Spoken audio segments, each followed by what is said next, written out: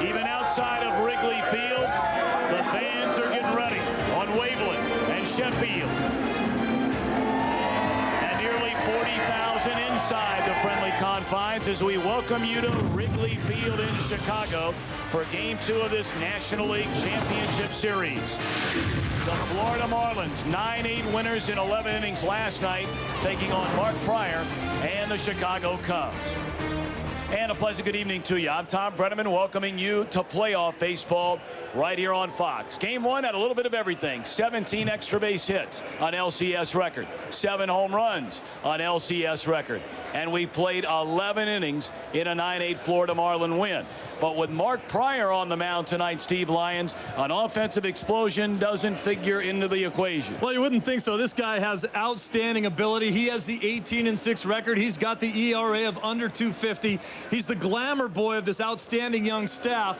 But he's got to learn something from last night. He's got to keep those rabbits off the bases at the top of that Florida order and then go to work in the middle of that lineup. The guy had his outstanding numbers. He is the candidate for Cy Young from this Cubs team. It's the biggest game of his life. If he wants that award, he's got to prove it tonight. His mound opponent tonight is only 25 years old, but a far more experienced pitcher than Mark Prior, Al Leiter, and that's Brad Penny. He won 14 games during the regular season.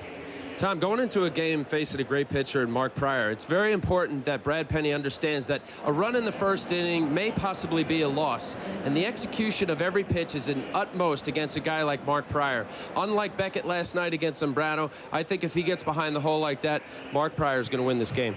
We'll see how it goes. Earlier this season, Penny in 8 innings allowed 1 unearned run against the Cubs. Pudge knocked in 5 in the Game 1 win last night. Sammy and the Cubs try to answer next.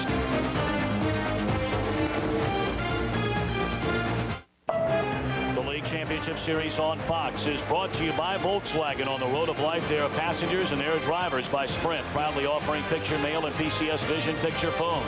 By Gillette Mach 3 Turbo for the closest shave with less irritation, even against the grain. And by Bank One, find the credit card that fits you best. Individual answers, Bank One. Another beautiful autumn night in Chicago. Temperatures in the low 70s. They climbed up over 80 degrees today.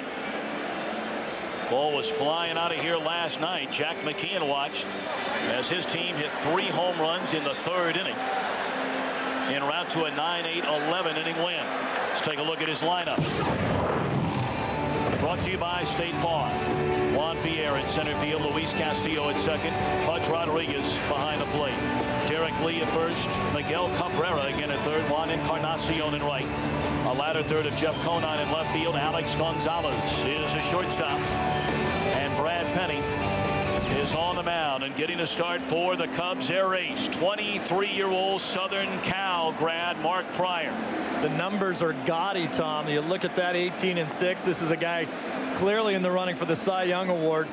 Making just his 2nd postseason start. We'll tell you about that in a second. Here's the scouting report on him. Great command, mid-90s fastball, and tremendous poise on the mound for a guy who's been in the big leagues less than 2 years. That other postseason start, Game 3 of the division series against the Atlanta Braves, a 3-1 victory, gave up just 2 hits in a complete game. He was awesome.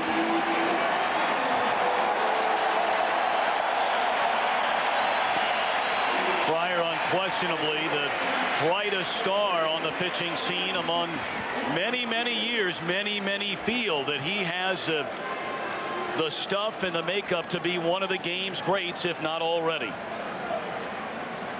Our game also available in Spanish by utilizing the SAP button on your television.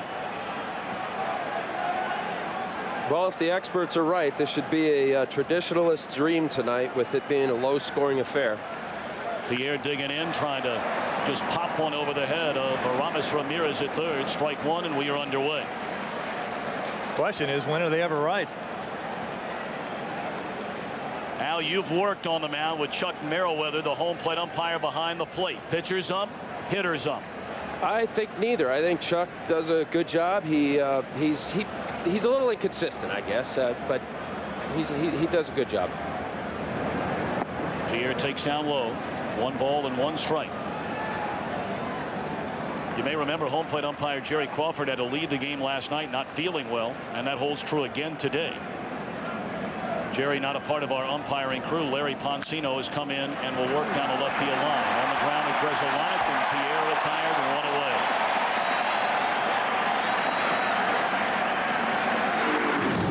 Take a look at the Cubs defensively. It'll be Alou, Lofton, and Sosa, left, center, and right. Ramirez, Gonzalez, Grzelcyk, and Simon again at first. A battery of Pryor and Paul Bacco. Bacco only started 8 of Mark Pryor's 30 games behind the plate. Damian Miller caught the overwhelming majority of Pryor starts this season. Strike one to Luis Castillo. Castillo 3 of 5 in a game last night with a double and stole a couple of bases.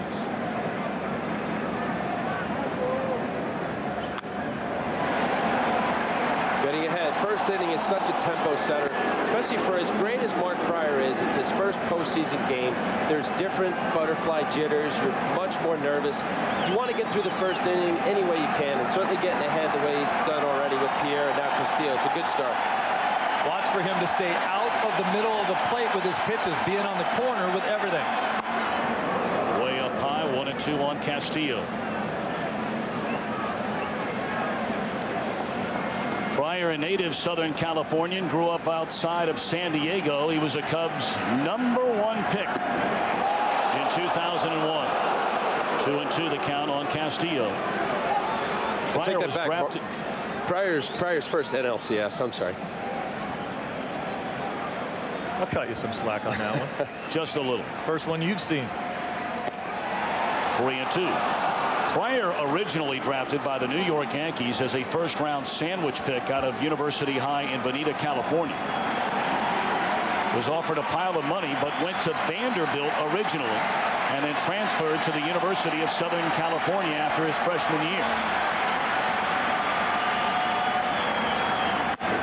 And after getting ahead of Castillo, Pryor walks him.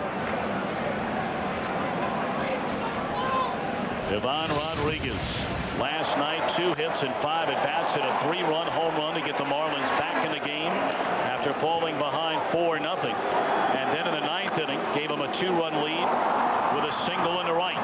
5 RBIs in game 1, and Rodriguez 11 runs batted in so far in the postseason. And he's been flat out carrying this offense, and that's what they brought him in here to do. He signed a 1-year, $10 million deal. Where's he going to be next year? Fouled out a play by Rodriguez. He has gone on record as saying he very much wants to stay with the Florida Marlins. Now, whether or not they can keep him, of course, remains to be seen. He got to the postseason with the Texas Rangers, and you see his team went 1-9 in 10 games without a home run, 3 batted in just 5 with the Marlins, the 2 home runs and 11 RBI. No wonder he likes it better.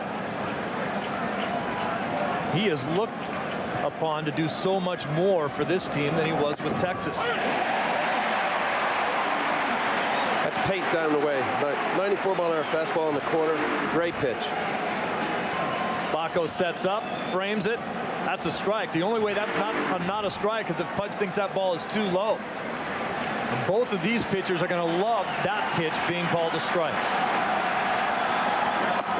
Check swing, they appeal. No. Says Fielding Colbert. 1-2 on Ivan Rodriguez.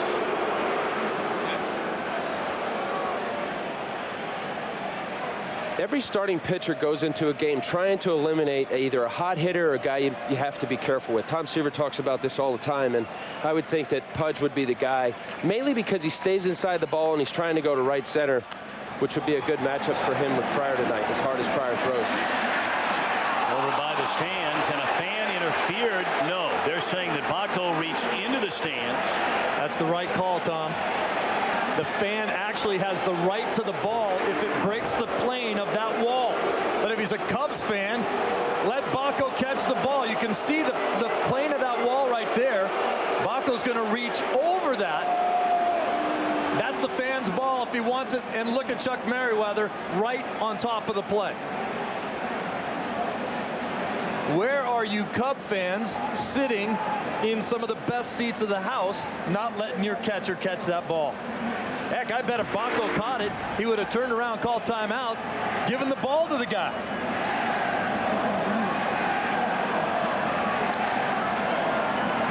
1-2 again to Pudge. This time they set up away. Here's the difference, though. When they set up away in last night's ball game, that's where Pudge wants the ball. But they've come in hard. And I mean, if you miss in off the plate on his fist like that last pitch, now you can get him out of the way. And they do.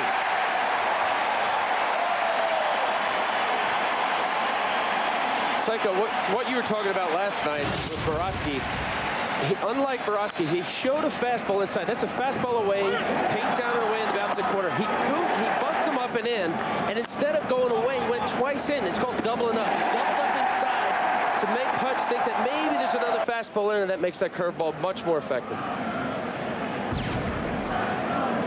2 down in the inning, and now Derek Lee, the batter, 0 for 5 in game 1. Low and away. The oldest adage of the game is up and in, then low and away. Well, hitters aren't stupid. They know that too, and that's why good pitchers have to double up. Come in hard twice. When you're leaning out over thinking that second one's going to be a low and away, you get right back in their kitchen. Ripped into right field, a base hit by Derek Lee. Castillo going to put on the brakes, and the Marlins have runners at first and second here in the opening inning with 2 away against Pryor. And the 20-year-old Miguel Cabrera coming up. And Derek Lee having one of his most impressive seasons. That's a high fastball out over, but very difficult to get on top of. There's a lot of high ball hitters in this Florida Marlins lineup. And we saw him flash the leather. Every one of the Marlins talk about this guy. They say if he doesn't win the Gold Glove this year, they should throw the award away. Cabrera has had a fabulous postseason run. 6 hits, a home run, 4 batted in, and all of the damage has been done in his last 2 postseason games. Breaking ball in there, a strike. In the first 3 games of the division series against the Giants, Cabrera was hitless, 0 for 9. But in the last 2 games, 6 hits in 11 at-bats.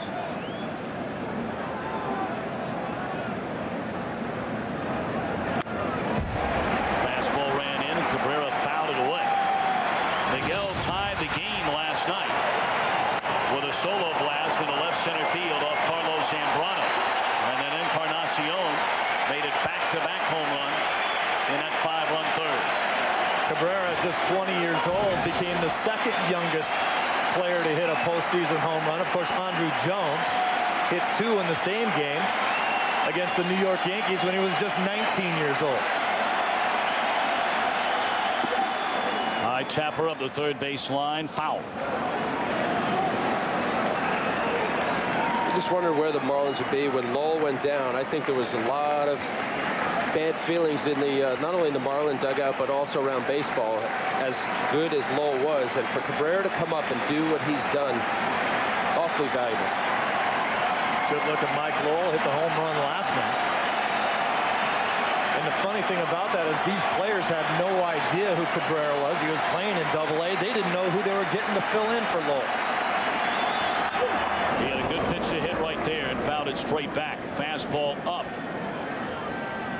Well, he almost had a protected type swing with a good breaking ball down, which tells me he's shortened his swing and he's just trying to go up the middle. And then an elevated fastball, definitely fast enough to get by him, and he's just putting it in play. It's good at bat. 2 on, 2 out. And again, trying to get Cabrera to chase that high fastball. That's the one thing in the limited time we have seen about Cabrera, and the point is very well made, Al, that a lot of young hitters, you figure you can feed off their aggression. But Cabrera is showing that, okay, I'm going to take some big hacks up to 2 strikes, everything else put in play. Thus making him a very difficult hitter to pitch to. I think something we have to keep in mind right from the outset is the fact that Pryor has never in his career thrown more than 200 innings. Threw 211 during the regular season. He threw a 9-inning shutout in his first postseason outing. Always throws a lot of pitches. I mean, he's a guy that can run it out there 130 pitches. But at this point in the year, will the wear and tear and how tired will he get, especially the fact right now he's already thrown a bunch of pitches that they have not chased.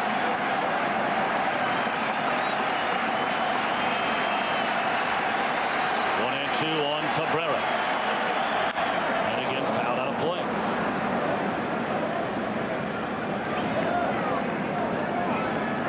Pryor went on the disabled list in July after that collision with Marcus Giles of the Atlanta Braves. And after coming off the DL, the numbers don't get much better than that. Both of those guys. Giles also went nuts after that as well. This is the 7th pitch of this at-bat.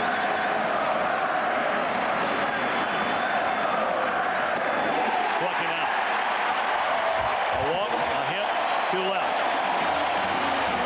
Brad Penny will face Sammy and the Cubs when we return. Bottom half of the first inning at Wrigley Field. No score. Dusty Baker's starting lineup presented by State Farm Insurance. Same lineup as last night for Dusty. Kenny Lofton in center field. Mark Brennaman at second. Sammy Sosa batting third and right. Moises Alou in left. Aramis Ramirez at third. Randall Simon in first, with a ladder third of Alex Gonzalez, Paul Bacco, and Mark Pryor.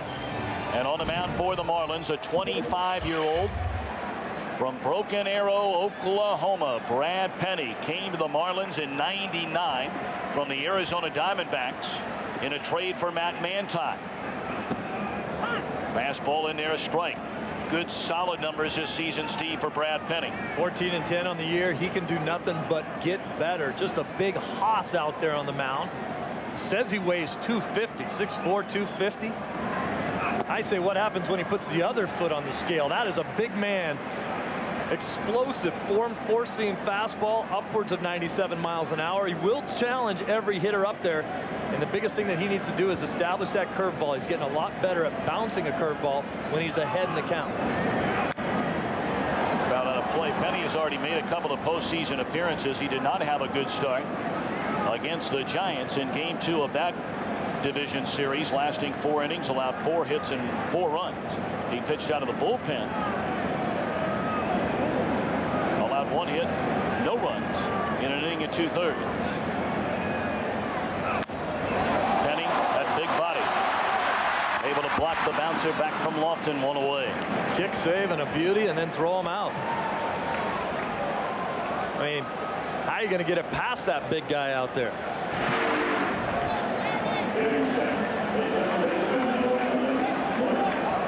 Pretty good agility, knocks it down, keeps the ball in front of him, doesn't panic here, easily finds it, sets his feet, and that's all she wrote. Penny, an aggressive competitor. He will go right after the hitters, as Steve talked about. Will pitch inside. A hard-nosed bulldog type out there for the Marlins here tonight. Now Gonzalez, 2 of 5 in a series opener, had a triple and a run batted in.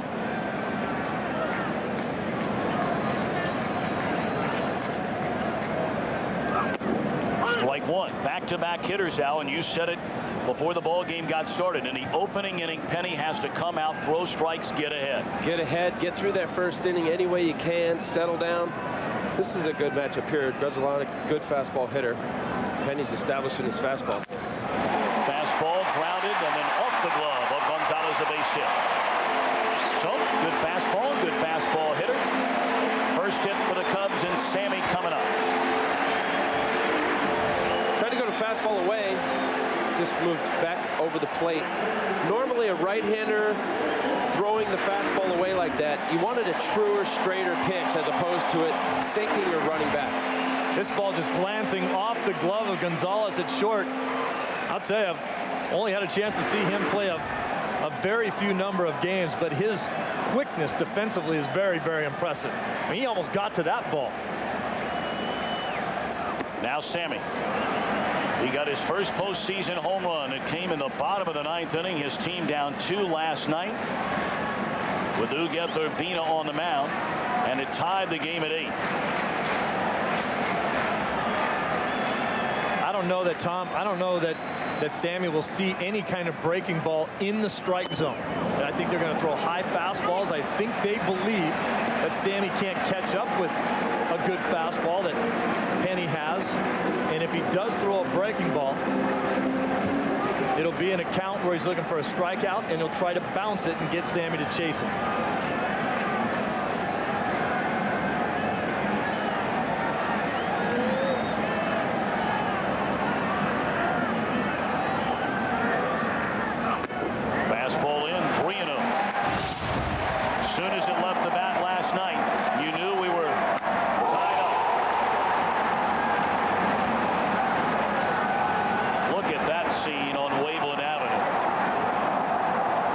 amazing to me that is outside the stadium. It's not like he hit that into the left field seats. He hit it out of the stadium, and then not many people were waiting for it. A 4-pitch walk to Sosa. And not one of the 4 pitches anywhere near the strike zone. There's not a player in the National League that doesn't like coming here. It is so much fun. Al, he had trouble. I know they're trying to get in on the hands of Sammy Sosa, but he ran every one of those pitches in. Gonzalez got a hit that was supposed to be away, and it ran in. And I noticed where Penny winds up on the mound. He is all the way on that side of the mound. Why? Well, mainly because of what he's actually doing. In order to drive the ball away, I think maybe Brad is trying to stay on that side of the plate to enable him to get through the ball and finish better so that the ball stays away. And he's doing the exact opposite right now. He's overthrowing. Good first pitch breaking ball right there to Moises Alou. That's a great call by Pudge. You have 4 pitches in a row. You see your pitcher overthrowing, obviously excited about the moment. Slow him down by just throwing a first pitch curveball. Mo being a great fastball hitter, he's going to take it. 2 on, 1 out for Alou. And it bounces up there. Good pick up by Rodriguez. Man, is he something to watch behind that plate. He got crossed up right there. Tommy Pudge is going to come out. That's a fastball, and he's looking for a breaking ball. Looked like it bounced on me. That caught him right in the glove. Looking for a breaking ball, got a fastball, and when you throw about a 82-mile-an-hour breaking ball and about a 94-mile-an-hour fastball, that will mess you up a little bit. Here are the signs. You go through sequences with a runner at second base, assuming that they can steal the sign and relay it to the hitter. Each pitcher, some staffs, pitchers have different signs, and either Pudge and Penny didn't get together right before, and they just assumed that it was the same signs, or maybe Brad didn't see it. And after that pitch, Rodriguez walked out to talk things over and make sure. 2-2-1-1. Breaking ball. The signs can get as simple as the second sign I flash, and as complicated as pumping and counting, and you as a pitcher being able to shake off with the movements that you make. I like to add and subtract, especially if there's been a lot of activity at second base. 1, 2, 1. Because they do relay it. Grounded foul, 2-2. Mo got a fastball, ran in on him, 95. It's tough to keep that fair. Many times, if you're a guy on second base, you won't necessarily, especially early, if you can't pick up the signs or you can't relay it, what you will try to relay to the hitter is location of the pitch. A lot of times it's the last place you look as you're leading off second base. If you keep looking back towards the second baseman, that means the ball's going to be away from a right-handed hitter. You're trying to tell them where they're going with it. Swung on and popped up into foul ground and out of play. Still 2-2 on Moises Alou, the former Florida Marlins star of that 1997 World Championship team. I know it's early, but so far Brad with great stuff, 95 or better. He's messing with his location, especially away. And you could get away with that early in the game when your arm's feeling strong and you have plus stuff, but either Pudge or Brad have to get together to figure out a way to drive the ball away and locate more. Because 95, these guys will turn on it. Especially if you're trying to go away and it floats back out over the middle of the plate. In the air right field. Drifting back, Encarnacion. He has plenty of room. Tagging and going to third is Gonzalez. They're on the corners with 2 gone. Encarnacion, the #1 fielding outfielder in the National League. Did not commit an error the entire season. Not one. Encarnacion didn't even start playing baseball until he was 14 years old. Gonzalez tagging right away. Sammy halfway at first, going back to first, and then technically perfect by Encarnacion in the outfield.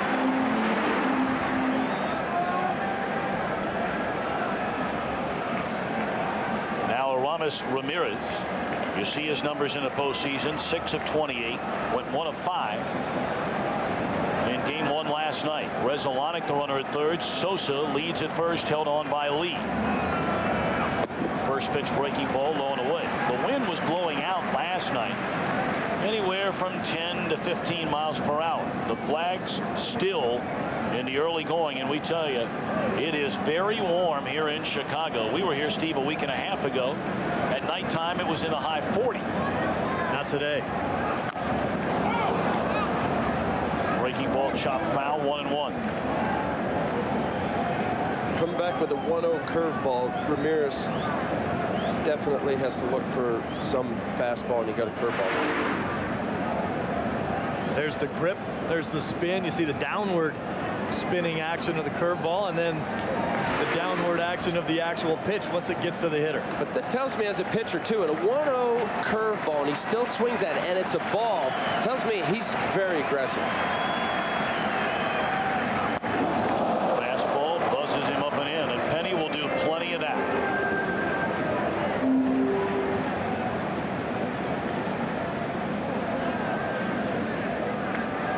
The numbers for Ramirez. He started the season with the Pirates, came over to the Cubs on July the 22nd with Kenny Lofton. Fastball high again. Well, if you think about the acquisition and the acquisitions plural that this team made, the Cubs, for their postseason run. I mean, Ramirez in the last 7 weeks of the season had 14 home runs. That matched him with Sammy Sosa for second most in the league. Jim Thome had 20 in that span. 3-1 pitch. And another fastball high. He's got great stuff. To me, when you're leaving the ball up, and especially when you're trying to go away, you're falling off. Can't really see with that angle, but basically the body is going out before the arm is in position to be able to drive down through the zone. He's got to just slow down and stay back. Easier said than done, I know. That's excitement. That's excitement. He's rushing the ball to the plate. He is a little bit more of a drop and drive type pitcher, but he's not dropping on that back leg, and he's rushing the ball to the home plate. Randall Simon, first pitch swinging, base hit left field. Resolution scores. Sosa will score, and the Cubs on the board for a second straight night in the opening inning.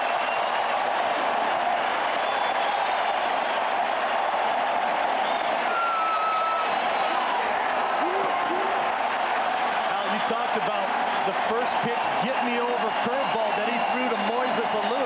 He should have done the same thing here to Randall Simon, because he's a first pitch fastball slashing hacker up there. He is going to be swinging. So right. And after watching him on the bench, I imagine Simon saying, I'm looking for a fastball somewhere out over. I'm not swinging at anything off speed because he hasn't been throwing for strikes. Good hitting. First pitch fastball in there to Alex Gonzalez. Simon only 13 postseason at bats, but now with 5 hits and 4 runs batted in.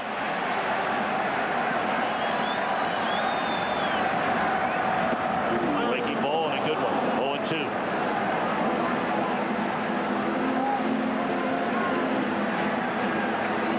Josh Beckett allowed 4 runs in the opening inning last night. But Carlos Zambrano struggled in his 6 innings, allowed 9 hits and 6 runs. Falling behind against Pryor, a tall order. Al, you talked about that at the beginning. It's not like you're just down at the end of one. It could be a loss ultimately at the end of one. That's right. And a guy like Mark Pryor, in the season that he's having, you get a couple-run lead, you have leeway in the sense that if you are behind in a Marlin hitter that has home run power and you're up by more than one, you have 2 or 3 runs, you feel much more relaxed. And when a pitcher is relaxed, you make better pitches. And I think with a guy like Pryor and the electric stuff that he has, if he falls behind a guy and he's not as comfortable going after him, he can be finer. He can go after the nasty pitch. If he walks him, he doesn't care. He goes after the next guy because he's got a couple runs on the board in his favor.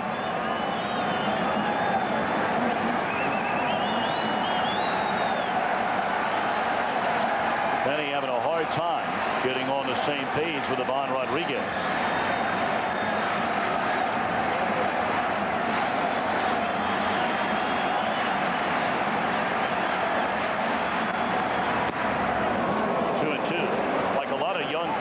Brad Penny far better at home than on the road. You see his career numbers. Outstanding at Pro Player Stadium. A ways to go everywhere else. That was one of the first times that Penny found the outside corner with that fastball. He didn't get the call. High fly ball in the left center field. Playable for Conine, and that's out. But Randall Simon takes advantage of a hit and a couple of Penny walks and drives in 2 first-inning runs.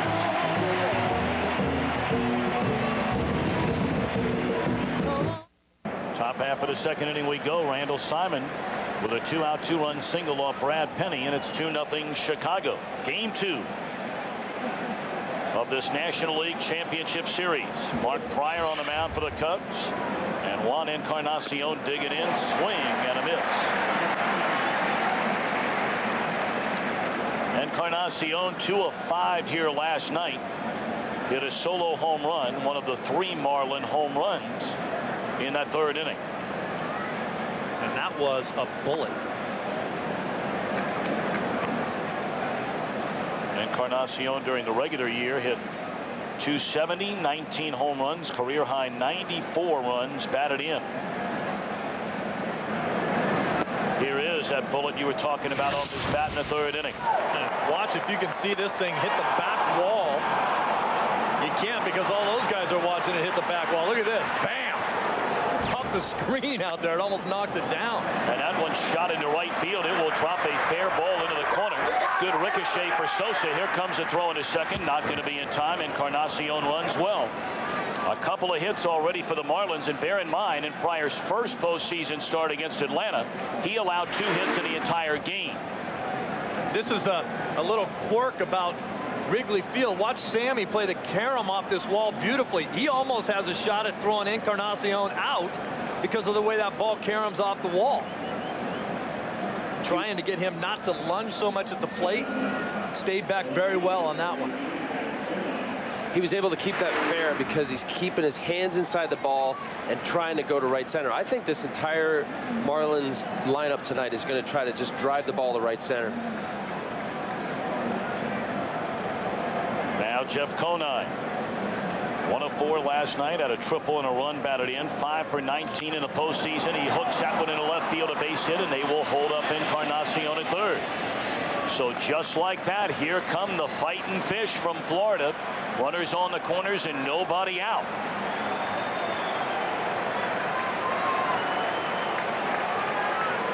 The Dusty Baker before the game last night, before the game again today, singing the praises of this club under Jack McKeon.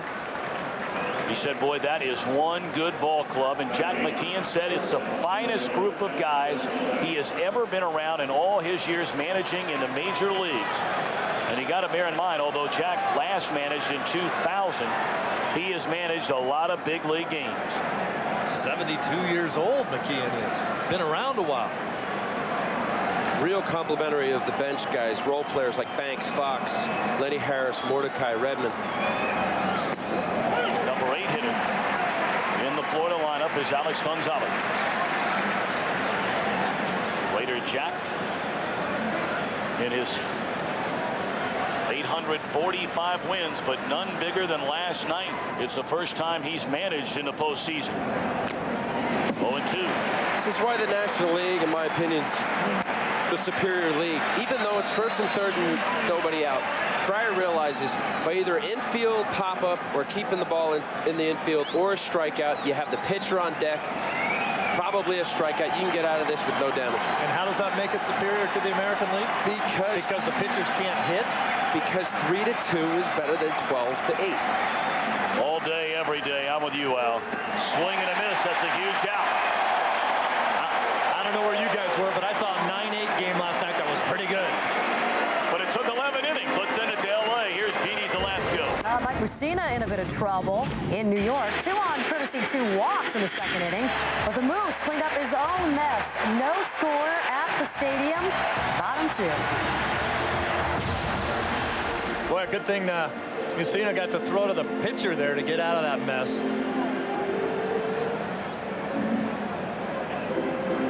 Well, here is the pitcher, and he can swing the bat, Brad Penny. He had 9 hits during the regular season, had 2 home runs, and 8 runs batted in.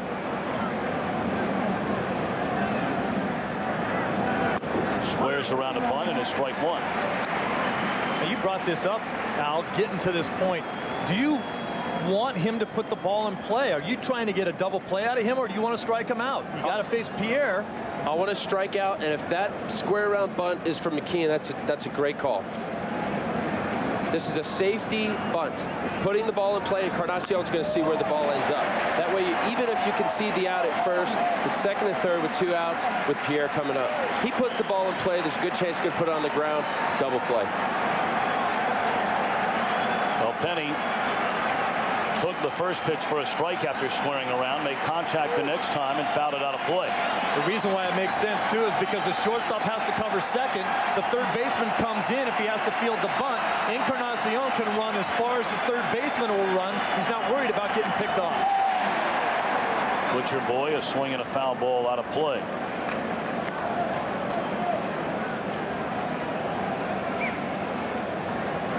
Penny taking a look down at longtime Chicago White Sox star shortstop and the Marlins third base coach, your old buddy Psycho, Ozzie Guillen. You talk about a guy with some sweet hands. You see Gonzalez. Both Gonzalez's in this game, the shortstops are excellent. That man could flat out pick it. 0-2 to Penny. Struck him out on the curveball. Prior back-to-back strikeouts after runners were on the corners with nobody out. Time for a Sprint virtual manager question. If you were a manager, which bullpen would you want of the 4 remaining playoff teams? Marlins, Cubs, Red Sox, Yankees. To answer, use your PCS Vision phone from Sprint or log on to foxsports.com, keyword MLB on Fox. I'll tell you, I have Danny Evans on speed dial. He's the general manager of the Dodgers. I'm going to try to get their bullpen. Is that a possibility? Or you could call Jerry Hunsaker in Houston and try to get Dotel and Wagner. I'll still take the Yankees. Because of Rivera? Rivera.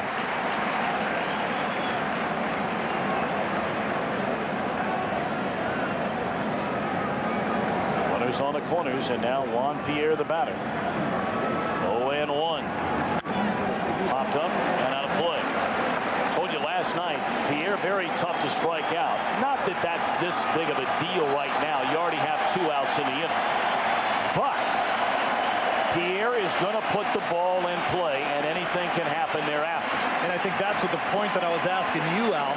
I know if you let the pitcher put the ball in play, there's a chance he gets a hit and drives in a run. But if he bounces it to your shortstop, you get the double play. You're out of the inning. You don't have to face this leadoff hitter with guys on first and third. And his chances of putting the ball in play are much greater.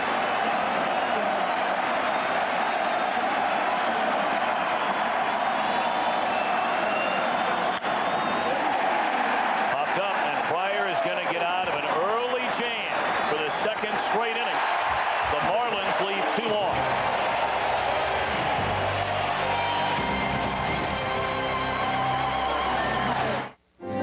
The League Championship Series on Fox, brought to you by State Farm, providing insurance and financial services like a good neighbor. State Farm is there. By MasterCard, there's some things money can't buy. For everything else, there's MasterCard. By One Runaway Jury, October 17th, only in theaters. And by Viagra. Step up to the plate and ask your doctor if a free sample of Viagra is right for you.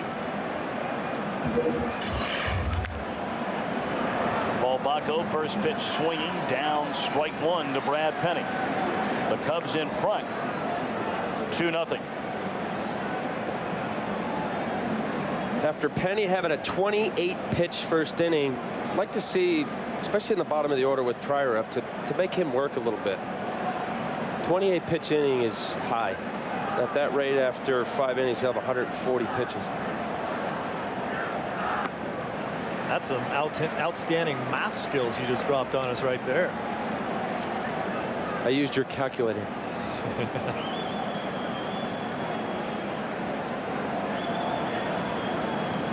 1-1 to Baco, hitless in the postseason. 0 for 7 overall. Hitless in 3 at-bats here last night. 1-2.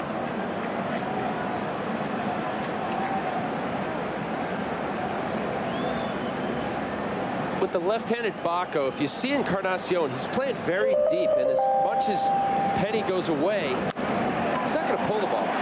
Up the middle, Castillo able to cut it off, but no chance to throw out Baco. An infield hit to open the Cubs second.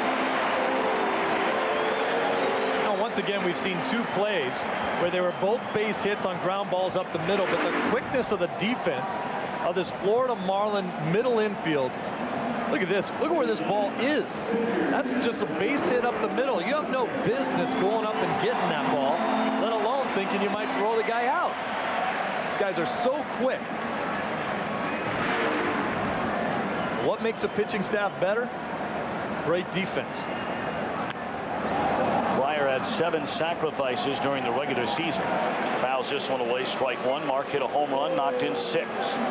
The high fastball, your best four-seam fastball about letter high, to me is the most difficult pitch to bunt softly and not pop it up. A lot of times a catcher will call a curve or a slider. You keep that ball on the ground. You elevate a high, hard fastball. It's hard to keep it soft. That fastball looked like it was down, and Pryor able to lay it down. It's a good bunt. Great bunt. While we have a moment, we'll send it back to Los Angeles. Here's Didi Zalasko. Tim Wakefield faced 5 batters, bottom 2 in the Bronx, but the Yankees couldn't take advantage. They left 2 on as Nick Johnson ground out. We have no score. Top 3. During this season, in the 19 meetings between Boston and the Yankees won 10, the Red Sox won 9. And why the National League is better? Execution. We have a pitcher who laid down a great bunt, runner now in scoring position. Let's see what Lofton does with it. I know in the American League that DH would just come up and swat one into the seats and you'd have 2 runs. Oh, that's away. Oh, the ball. That looked like a pretty good pitch. Penny's talking to himself after that pitch as well. Here's a pitch. It's on the corner. Let's see if it's the right height. A little low. Might have been low. I'd like to see the side shot on that.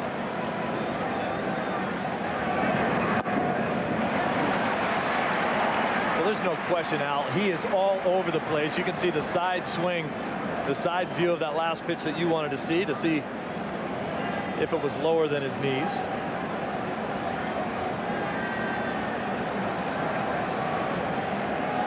Runner at second, 1 away, 2-0. The count on Kenny Lofton. Bouncing ball up the middle. Gonzalez has it bounce over his head. And scoring is Baco to make it 3-0. That ball took a funny hop.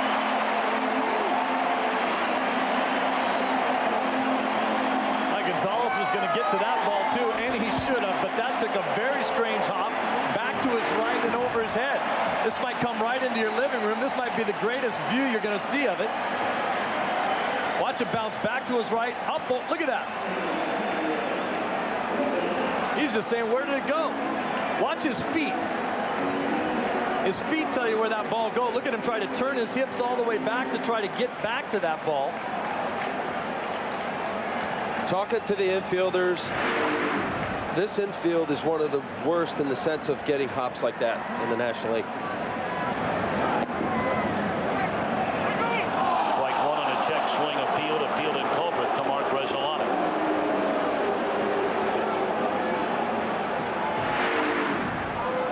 From the center field view, a check swing. Didn't look like a real strong effort to go after that ball.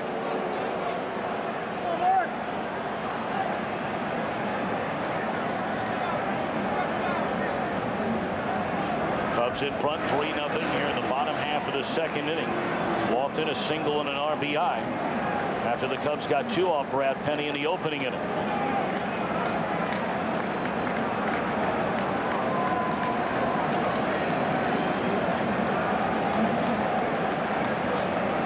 Runner goes.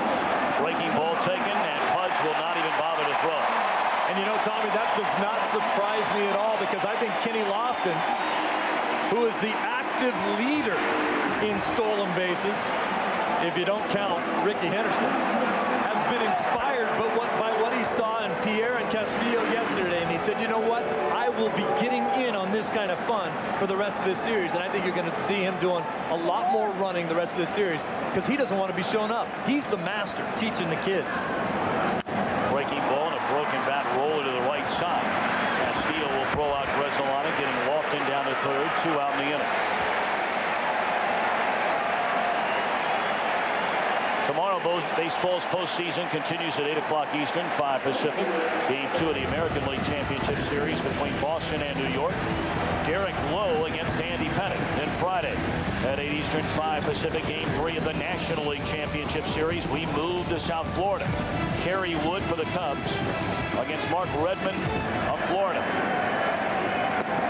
Sports' biggest month of the year continues tomorrow night only on Fox.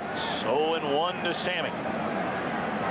Lofton now needs just 2 more stolen bases in the postseason to tie Ricky Henderson as the all-time leader in that category as well.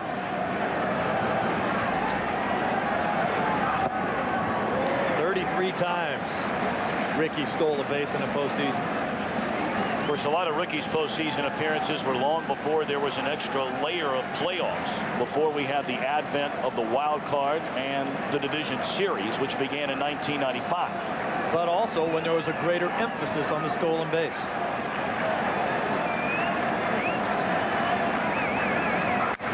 High drive, straightaway center. Sammy plays long ball. And I mean long ball. Wow. Wow.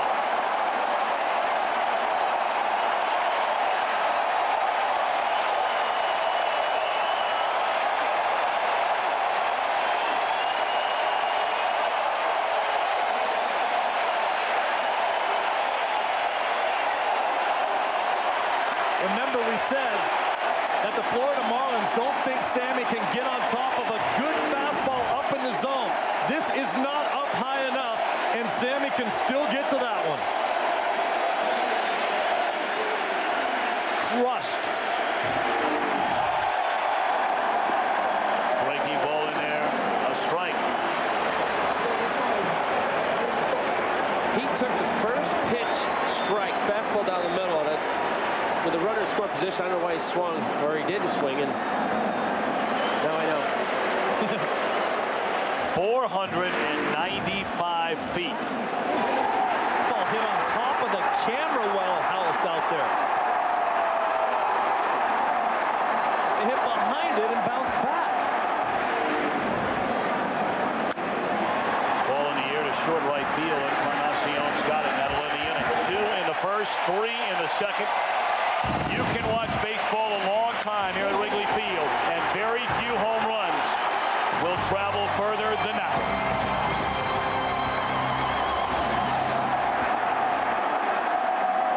one. Sosa with a monster 2-run home run to straightaway center field.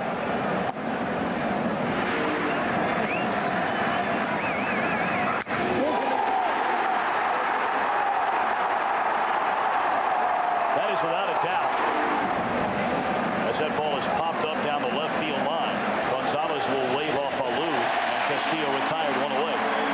Steve, I worked here every day for 6 years and used to hear our friend Ron Santos say many times, and even going back to his playing days in the 1950s, Roberto Clemente was the only player he can remember that hit a ball over that camera well in straightaway center out near the scoreboard. The scoreboard is a good distance past even where Sammy hit that ball. Oh, look at Kenny Lofton. He can't believe how far it went. They said that Clemente's ball may have hit the scoreboard, but it was off to the left of it. You see the distance between where Sammy hit it and where that scoreboard is. That's a long ways. Shot into right field, a base hit for Ivan Rodriguez. And what else is new? Pudge went the other way and got another base hit. Well, don't forget the Marlins fell behind in a game last night, 4-0 at the end of 1. When they came to bat in the 3rd inning, they had 1 on, 1 out, and scored 5 runs. There's 1 on, 1 out, 3rd inning of game 2. However, Mark Pryor is on the bump, the mound. Breaking ball, strike 1 to Derek Lee.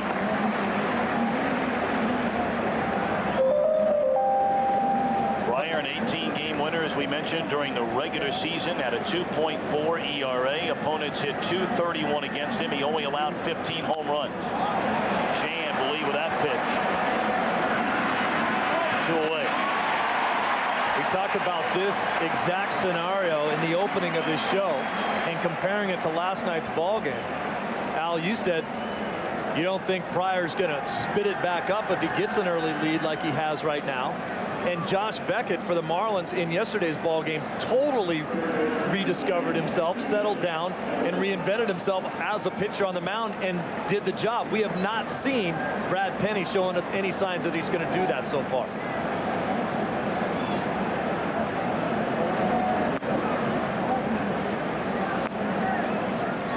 Miguel Cabrera had a pretty good at bat his first time up. The end result not what he had in mind.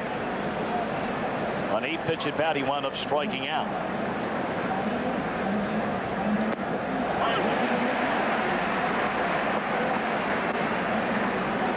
For Pryor, when you're up by this amount, you want to make sure you establish getting ahead and put the ball in play. You don't want to walk guys. And you want to be basically crisp enough where the defense is on their toes and not their heels. And the Marlin lineup has to look at it as though it's not a 5-run deficit. He's have to do what Pudge did by staying on the ball, still playing small ball in the sense that you're trying to go to right center and up the middle. Can't hit a 5-run homer. 47th pitch of the game for Pryor. 1-2 to Cabrera. Breaking ball, grounded foul. That's the old adage about, you know, peck away. Just peck away. You get one here, maybe you get 2 the next inning. Then you're a walk and a bomb away from tying it up. What's he do right here, Al? He's got him 1-2. He threw him the breaking ball right there. It wasn't his good one, the big sweeping one that goes away and actually ends up out of the strike zone, or does he just buzz him with a high fastball here? That's what I would do. I would see how aggressive he is. And again, in the incident of being down 5 runs, I'd elevate with a high fastball. Curveball. There's the big sweeper. He usually gets people to swing at that pitch. This kid, Cabrera, has shown us a great job. You mentioned it last at-bat, how unaggressive he was. Once he got to 2 strikes, he was a much better hitter, doing the same thing in this at-bat. That's a tough pitch to lay off. He shortens his stroke, and he's going up the middle, preferably right center.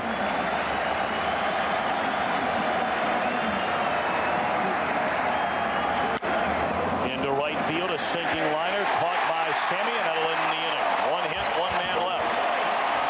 We head for the last of the 3rd, and the Cubbies out in front by 5.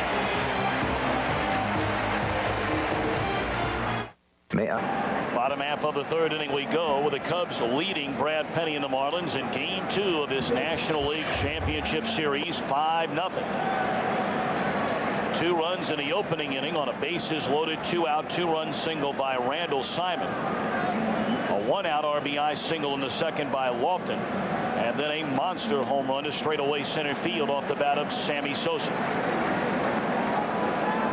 For as disappointed as Brad Penny is right now, obviously be down by 5 in the 3rd, he has to get back to making his pitches and realizing the deeper he goes into the game will help and save his bullpen for the rest of the series.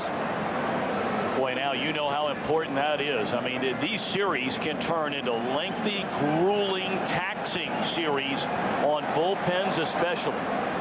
Well, with the off day tomorrow, that's going to help him better. Being ahead 2 innings yesterday with 28 pitches, and Fox threw an inning and 2/3 with 33 pitches.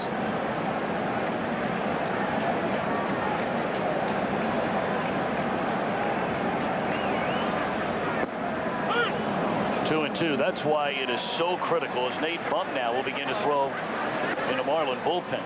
To have your big guns deliver big-time games and pitch deep into games. I mean, who could forget the greatest pitching performance by a team in the history of baseball during World Series play occurred 2 years ago. The top 2 of Curt Schilling and Randy Johnson. Both of those guys going 7, 8, 9. And the Cubs are banking on the same thing from Pryor and Wood.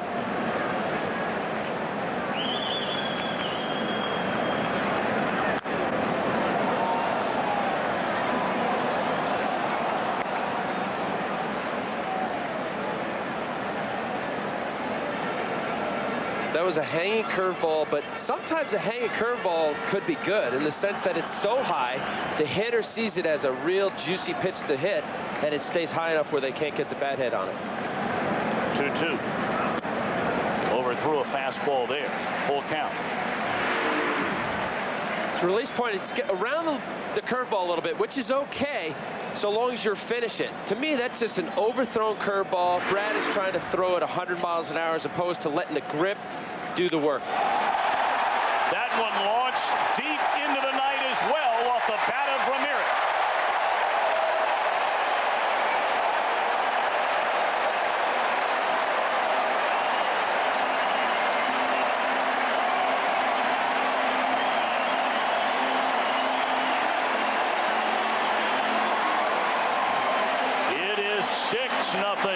Chicago.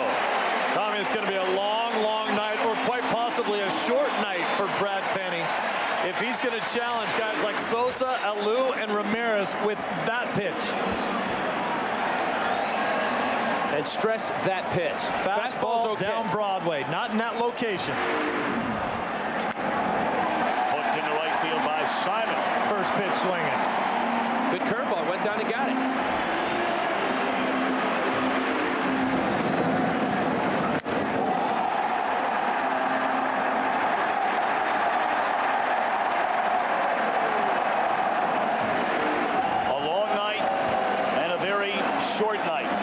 Same time for Brad Penny.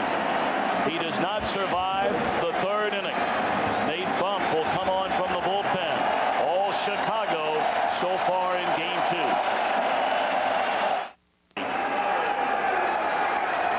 2. 3 former Pirates at the beginning of the year in the lineup in October for the Cubs here tonight as Nate Bump takes over on the mound. He was not on the Division Series roster. And the rookie right-hander comes in trailing 6-0. Bump came over from the Giants in exchange for Livan Hernandez in 1999, a former #1 pick by the San Francisco Giants. This is an unusual move, in my opinion, Tom, to see the pitching change this quickly. Penny doesn't have it. There's no question about that. But you're either going to see Nate Bump and Tahara go out there and throw about 4 or 5 innings in this, or you're going to see him use everybody 1 or 1 1/3 inning. Because in my opinion, you're not coming back to win this game against Pryor. So you either leave Penny out there, or you better do one of 2 things. Use 2 guys that you're not planning to use the rest of this series. Nate Bump may be one of those guys. Or you throw everyone you have for 1 inning, because you cannot burn up your bullpen whether you have tomorrow off or not.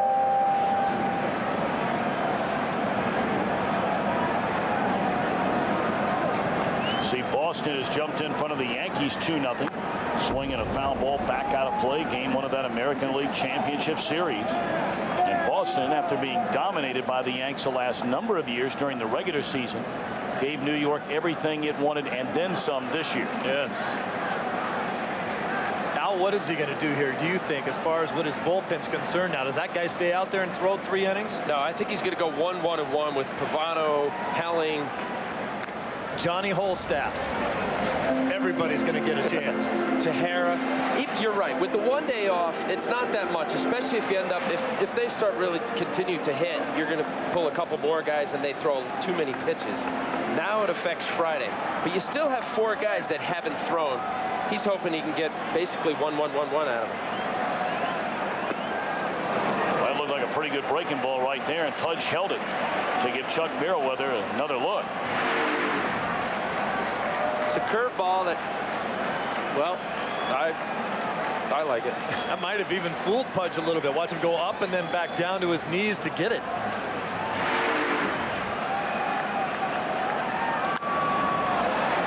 Popped up, foul territory, and out of play. Still 3-2 on Alex Gonzalez. The Cubs with an early 6-0 lead. This Cub team had a hard time scoring runs during the regular season. They averaged just at 4.5 runs per game.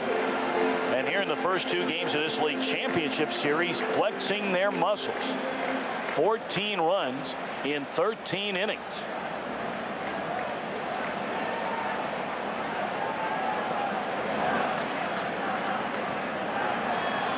3-2 again. And a ground ball should be 2. Look at Gonzalez to Castillo. How about that?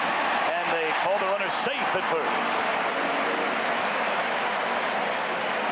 While we have a moment, let's send it to Los Angeles. Here's Jeannie Salasco. Well, I know you saw the score from New York, so I'll stop the agony. And so did David Ortiz, 2 for 21 in this postseason coming into this at-bat. And he's bringing Manny Ramirez home with him, a 2-run shot. It's 2-0 Red Sox top 4.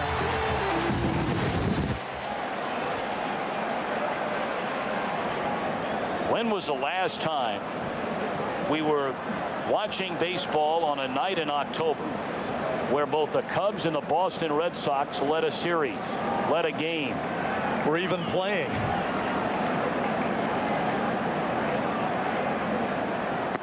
On the outside corner, a strike. Take another look at the tremendous defense by Gonzalez. Look at the flip with his glove to Castillo. Castillo with his back to the play. Boy, that was a closer play at first than it looked at first. That could have been a bang-bang double play. Low and away to Baco, 1 ball and 1 strike. Plays like that are the reason why the Florida Marlins are in the NLCS. Great defense, especially up the middle, will always keep you in the games and also make a pitching staff better. Many have said this is the best defense up the middle of any team in Major League history.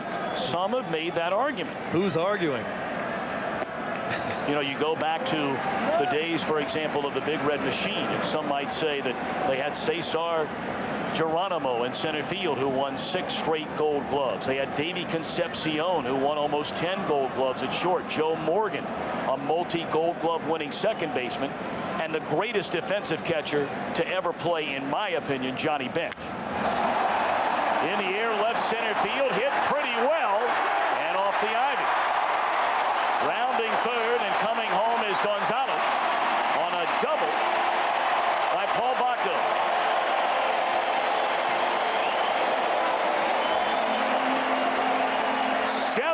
Nothing Cubbies.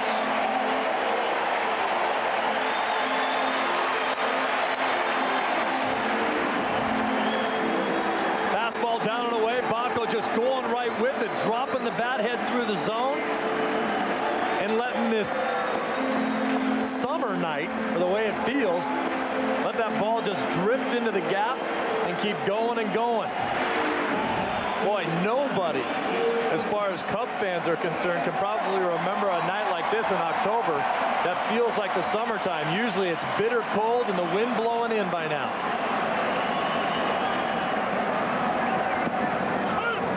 Strike called to Mark Pryor, all 7 runs. Charged to Brad Penny in his 2+ innings.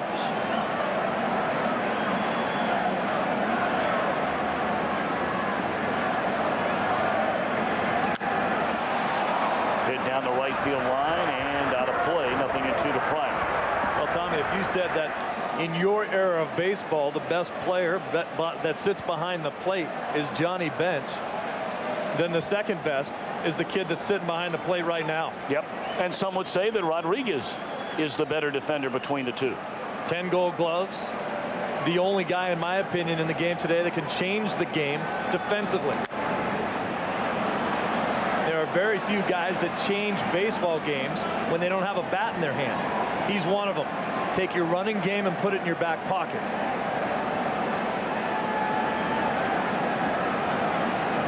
You see Rodriguez tied with those 10 straight Gold Gloves with the aforementioned Johnny Bench. Talking about the defense up the middle, of course, catcher being that part of that scenario, it makes the pitching staff better because you don't worry about so much the runners on base, even if they're green runners that steal a lot and can get good jumps. When you got a catcher like that behind home plate, go ahead, run. Slow roller by the mound. Castillo throws out Pryor. 2 away and Baco on to third. We invite you to play Hit the Pros, presented by Chevy Silverado, and face real pitches from today's best hurlers. Log on to foxsports.com, keyword games, Chevy Silverado. It's the right truck.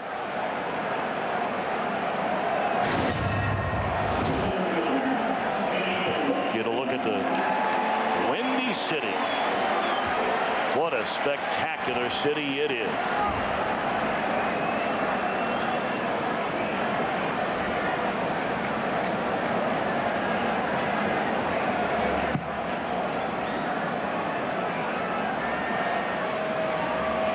Pryor with a 7-run cushion, and we're just in the last of the 3rd inning. Strike 1 to Kenny Lofton.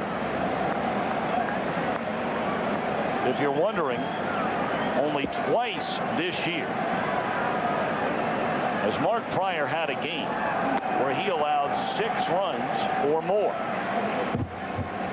Against the Houston Astros on May the 23rd, allowed 7 runs in 6 2/3 innings. And against Atlanta on the 11th of July, that was a game he had the collision with Marcus Giles, gave up 6 runs in 4 innings. Base hit left field. Pryor has not allowed 8 runs in a game, and it's 8-0 Chicago.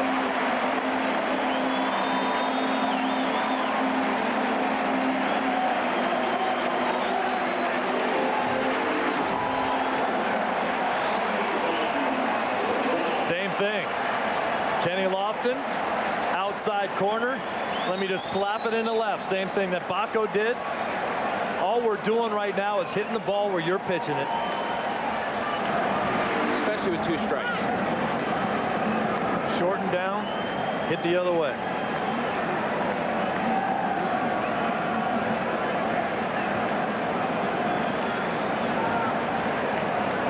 Gonzalez is singled and grounded out to Castillo at second base. That one comes all the way to the backstop, and Lofton will advance on to second.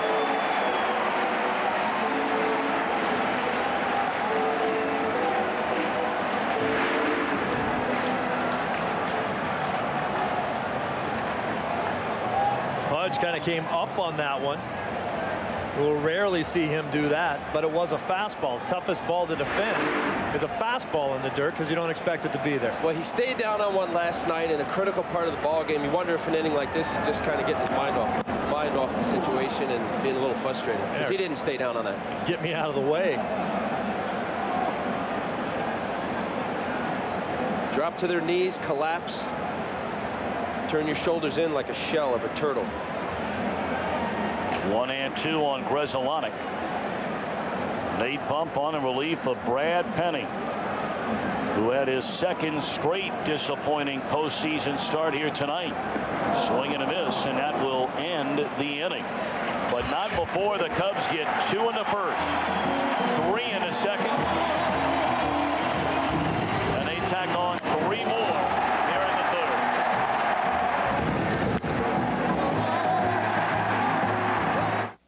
Series on Dusty Baker's Cubs an 8-0 lead as we open the 5th inning here at Wrigley Field in Game 2 of this National League Championship Series.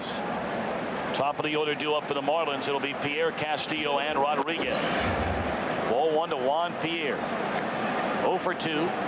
Was grounded to second and popped to second. Trying to bunt his way aboard. 1-1.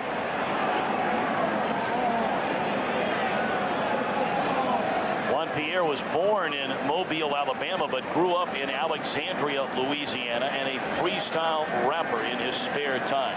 I got to tell you, though, you could travel all around and go to every single baseball clubhouse in the big leagues today, and I am not sure that you will meet a sweeter kid in the world than Juan Pierre. Hooks it to the right side, 1 away, and again, let's check in with Jeannie Zelasco. Hey, kids, it's me again. Man, oh, Manny, no controversy with this one because this one's gone. 2 home runs in the 5th inning off Mike Mussina. The Red Sox on the board, 4-0, bottom 5.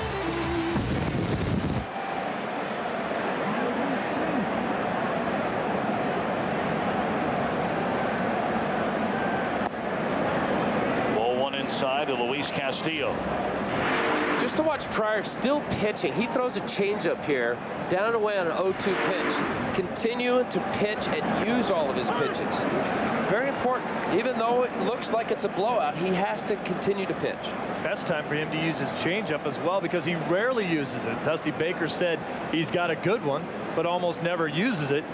People ask him why, if it's so good. He says, because he doesn't have to.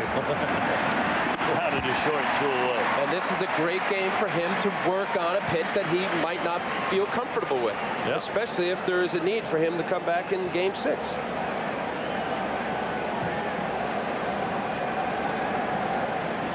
Kerry Wood would get the ball against Mark Redmond. That game will be on Friday night at Pro Player Stadium in Miami. And then on Saturday, it will be Game 4 of this series, Sunday as well. And then should there be any games thereafter, we come back here to Chicago Tuesday night. 1-1. They can't predict the future, but I cannot imagine that this series would not come back to Chicago. Neither one of these teams is going to be rolling over. Al, you feel the same way, going beyond the 3 games over the weekend in Florida? Absolutely. I see both teams with their strengths and weaknesses in different areas.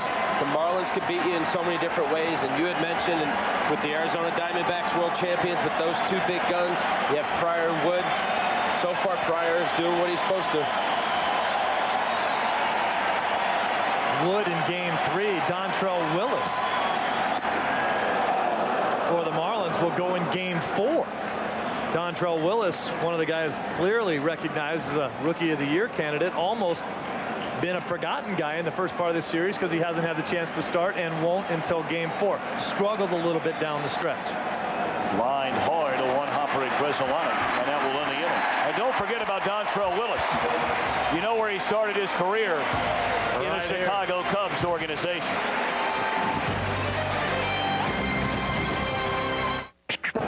Rick Helling beginning his 2nd inning of work out of the Florida bullpen. 3rd pitcher used tonight by Jack McKeon. After the Cubs scored 8 times in the first 3 innings. Helling with a perfect 4th inning. Randall Simon 2 for 2. Now 6 hits in 14 postseason at-bats. Now, Steve, we were talking before the game. Eric Karros had a solid division series against Atlanta, and he figures to be in the lineup with the back-to-back lefties on the mound for the Marlins starting Friday. Slapped into left field. It'll go to the wall. And Randall Simon saying, well, wait a minute now, guys. Maybe not. Don't get me out of there quite yet. You just love the way Randall Simon goes up there and slashes. Conine's going to stop to have some beer on his way to picking that ball up. Maybe next time he can actually drink some of it. Welcome to Wrigley. Oh, yeah. Down in the corner. And that guy, well, that's not the guy. He's just waving a hat. Someone else fired the beer down at him. It's not nice. Not nice. Whoever it is, they ought to run him out of here right now. No questions asked. And that's what they're doing. The umpire is describing to one of the ushers who did it. Every time I see that, Steve, the first thing I think of is, if that guy has a job to begin with, the next time he goes to work tomorrow, I'm sure he'd really be excited about showing up in the office and somebody just walking up to him and dumping a beer on his head. People don't think that way at a ball game, do they? Popped up down the right field line and out of play. I don't understand it, just because they're about, what, $6 and tasty in this ballpark. Why waste it?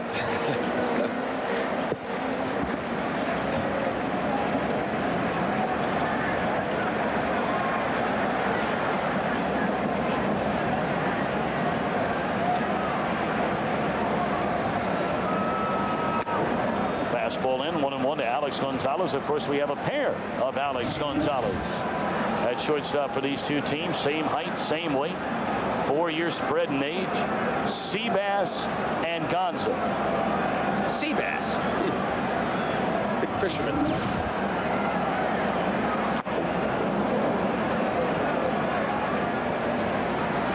In a game like this, it's difficult to come in and stop the bleeding. Down by a lot, Rick Helling is doing just that. He's pitching, he's using all of his pitches. Always thought about Rick Helling as a guy who's got a great delivery and smooth, easy cheese. He's got a nice fastball come out of his hand.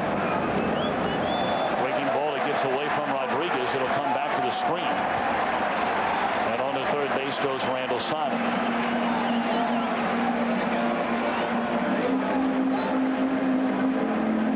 Of course, Helling and Pudge were together many years in Texas. It's a slider. I don't know if Pudge got down or not. No, he just kind of stabbed at it. You wonder if in a game like this, being down by 8 runs, should scoot out there and drop to his knees. Well, that was scored a wild pitch. That looked more like a pass ball. The second time we've seen Pudge have a little mishap behind the plate. Rarely do you see it.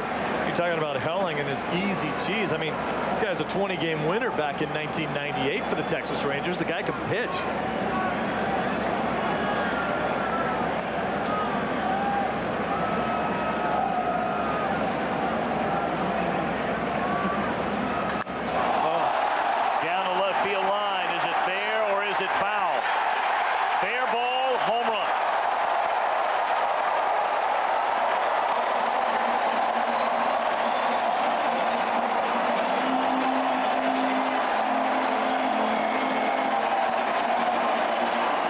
Gonzalez has hit his second home run of this league championship series, and the lead swells to double digits. 10-0 Chicago. That's the kind of home run ball where you don't even have to look at the umpire to see if it's fair or foul.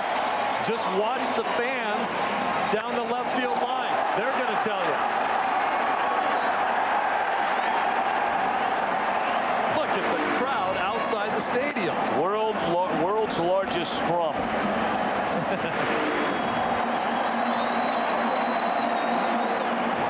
Come out of there with a black eye and a bleeding lip, but the ball. Of course, the difference between Chicago and San Francisco, there would be a lawsuit in the Bay Area that would take months. Here in Chicago, they'll broker a deal and everybody wins. And if you hit it to right field, you'd get wet chasing it. And maybe even Steve Lyons would go into the San Francisco Bay to get it. You've been there before. Once too many. There's the guy that won it. Got his ripped shirt.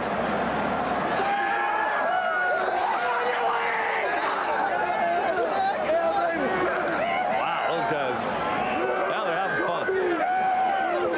They haven't had a chance to do that very often in this city in October. 1-2 to Paul Bacco. Down the left field line. Conine giving chase, and he couldn't get it. Close to the wall. Foul ball, and Bacco will come back to the plate. Gonzalez last night went away with a fastball to go right field. He pulls his hands in. It's a 3-2 pitch, fastball in, but he still was able to pull his hands in, and for him to hit the ball as far as he did, that's a good piece of hitting. Gonz at the end of the year was swinging at a lot of balls, which usually puts a guy in a slump. So far, he's having a heck of a series. A lot of times, a pitcher can speed up the bat head of a hitter by throwing that ball in there. Forces the guy's hands to get quicker. You pull the bat head through, gives you a lot more power on a pitch like that if you get to it. You see a lot of guys jam trying to, but if you get to that pitch, you see how you can launch it, and that's what Gonzo did.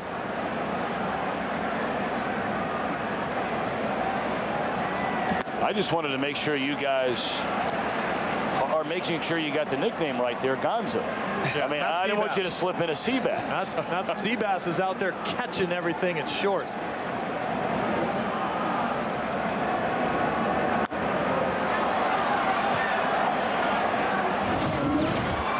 Yeah, see that? That's Seabass right there. Gonzo's not really original, right? Isn't that pretty much generic for Gonzalez? Universal, absolutely. We've got to come up with something else. Got 2 home runs in this series. How about long Thom? Ball 4 high and away. Well, 3 straight batters have reached Helling here in the Cubs' 5th inning. And now Mark Pryor with a 10-0 lead will bat. Only one time in postseason history has a team come from behind down 8 runs in a game. Now we're at 10. Let me take a guess at that. Go ahead. I'm thinking 29 World Series. Go ahead. I'm right so far? You're right so far. Do you remember the teams? I remember one of the teams was the Philadelphia A's. Okay. I believe they were the team that came back in Game 4 of that World Series. They were getting beat 8-0. They came back and won that game and eventually won the World Series against which team, Thom?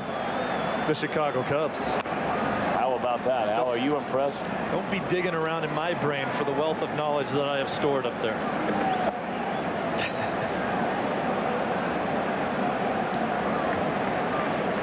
We use the phrase often, but never has it been more appropriate than right now. That was big league. Daddy Wags told me the inning before. See, they had us impressed. Jam shot bunt back to Lee, and he'll just take the out behind it.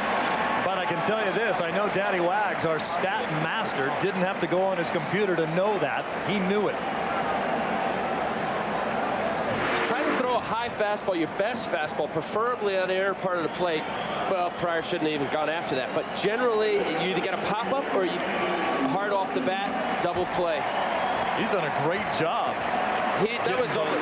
That was almost just to get out of the way. Yeah. Hope it doesn't hit me in the face.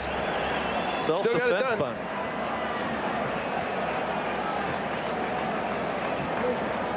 Kenny Lofton, a couple of hits, a couple of runs batted in, has scored a run, stolen a base. Runner at second here in the last of the 5th inning. And the Cubs looking mighty good to even this series at a game apiece. You know, Thom, this has become a blowout. You throw up 3 spots for the Cubs in both the 2nd and 3rd inning. But it's been a respectful game, and I think that's why we haven't seen a lot of pitches up and in on guys, no knockdown pitches. A game like this that can get out of hand, sometimes guys say, you know what, I'm going to drill somebody. Larry Rothschild, my old pitching coach with the Marlins, great guy. He takes his whole staff as though they're his children, and he's always backing up for them. What do you say if you're Larry Rothschild? I mean, what is he saying to Mark Pryor besides, hey, big fella, you're up 10-0? Well, he's probably telling, look, you have 69 pitches. You can stay in this game long enough to get most of your work in and not tax your arm. But mainly just to keep his mind where it should be. Keep throwing up those zeros. Don't let him come into it at all. He might have said you're getting ready to go ahead 11-0, but they're going to hold the runner at third on the base hit to right field by Lofton, his 3rd hit of the game. Larry Rothschild's a big mental guy, mind guy, and he's all about making sure that the pitching staff as a whole is thinking the right thing. Don't fill your mind with negative thoughts. And in this game, it's easy to lose the focus on executing quality pitches. I don't care if it's 10-0 or not. You do not pitch to the scoreboard. That's what he's telling them. Here's a question. You wonder, as Dusty Baker took over this ball club, Larry Rothschild, the pitching coach, was the only coach that he inherited. It was not his pick. You wonder, without a contract for next season, does Rothschild come back? Well, we know one thing. If for some strange reason he's not back, he will not be unemployed very long. You got that. As you mentioned, pitching coach on that '97 World Championship team for the Marlins. That is a fair ball off the bat of Brennaman. Scoring is Baco. Lofton on his way to third on a run-scoring double by Brennaman. His 2nd RBI in this league championship series.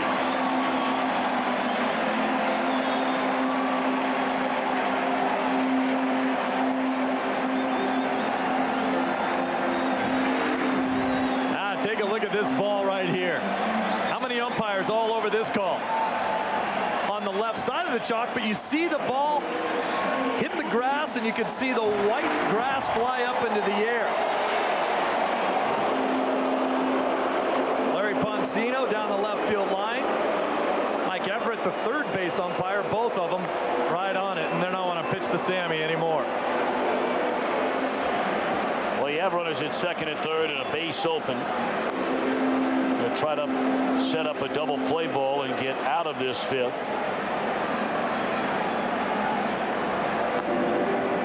Some people might be saying, hey, with the score the way it is right now, why walk the guy? But hey, the game isn't over. You continue to manage like you have a chance. Weirder things have happened. Look how quickly they put up this scoreboard. And I just talked about the respect of the game. If Sammy takes him deep again, maybe this game gets out of hand, and maybe it gets a little ugly after that, and no one wants to see that happen. Well, especially if you ran the count, say Helling fell behind at 3-0, and then all of a sudden you give Sosa the green light up 11-0, and he hammers one out onto Waveland Avenue. I'll tell you who does have the green light, though. The guy at the plate right now, and he's one guy that wants to get into this home run act. You've seen a few other guys do it. First pitch off speed. Breaking ball, strike one. It's a good pitch. Every first pitch to Moises has been an off-speed pitch in every at-bat in this game. Alou, a pair of career grand slams. Comebacker to the mound, knocked down by Helling. He'll throw to Pudge for the forced play at the plate. 2 away in the inning.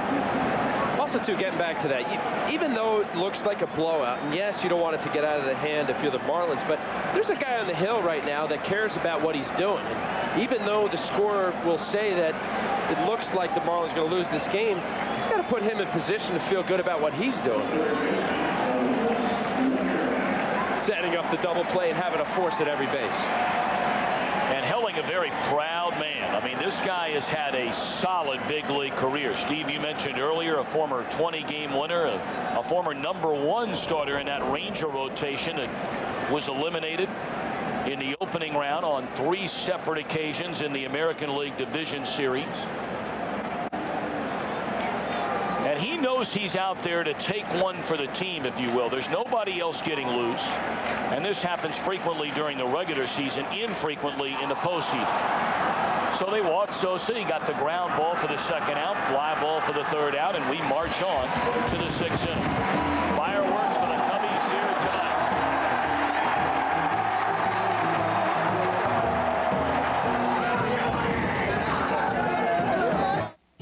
Wrigley Field in Chicago. Game 2 of this National League Championship Series. The Cubbies scout the Atlanta Braves, and they're trying to fillet these Florida Marlins. Marlins got away with a thrilling victory here last night, 9-8 in 11. But in Game 2, it's 11 runs in favor of the Cubs. Boy, if they scalp the Braves and they're trying to fry the fish, what do you do when you get to the World Series if you're playing either the Yankees or the Red Sox? You're going to have to work on that. In the air, hit pretty well to deep left center field off the bat of Derek Lee, and the Marlins are on the board. Lee, his first postseason home run after hitting 31 home runs during the regular year. And Derek thrilled this game is being played at Wrigley Field because he's going to get that ball back if it's the same ball. Oh, yeah, they like to play the old switcheroo out there in the left field seats. One of the first hanging pitches we've seen. It's a 1-1 hanger. In games with runs the way it is right out of a line the way it is, well, Cabrera just wanted the first pitch, but I wonder if it's coming from the bench. Derek Lee took a fastball right down the middle. Pryor came back with a good curveball in the dirt. You wonder if Mark's thinking, I'm just going to throw a get-me-over curveball to just get back in the count. That's exactly what it was. Derek Lee put it in the seats. Pulled foul down the 3rd base line.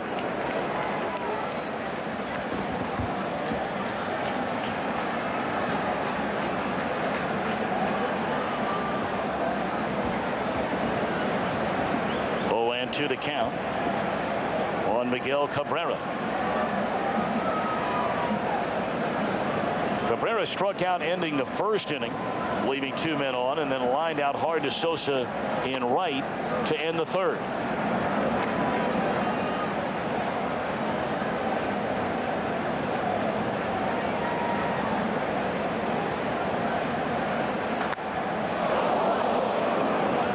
Goodness for the screens that are up in front of the dugouts here. The dugouts in Wrigley are so close to home plate. And that was just a bullet hit in that area. Without those screens, somebody might be missing a few teeth. Look at the relationship between home plate in that screen right there. Very, very close.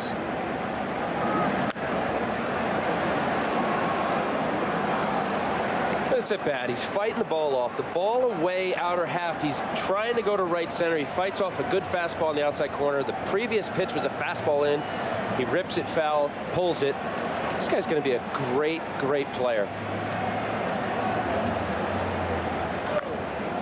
Rolled over foul, and it's still 1-2 on Miguel. Cabrera not giving away an at bat despite the fact that his team is down 11-1.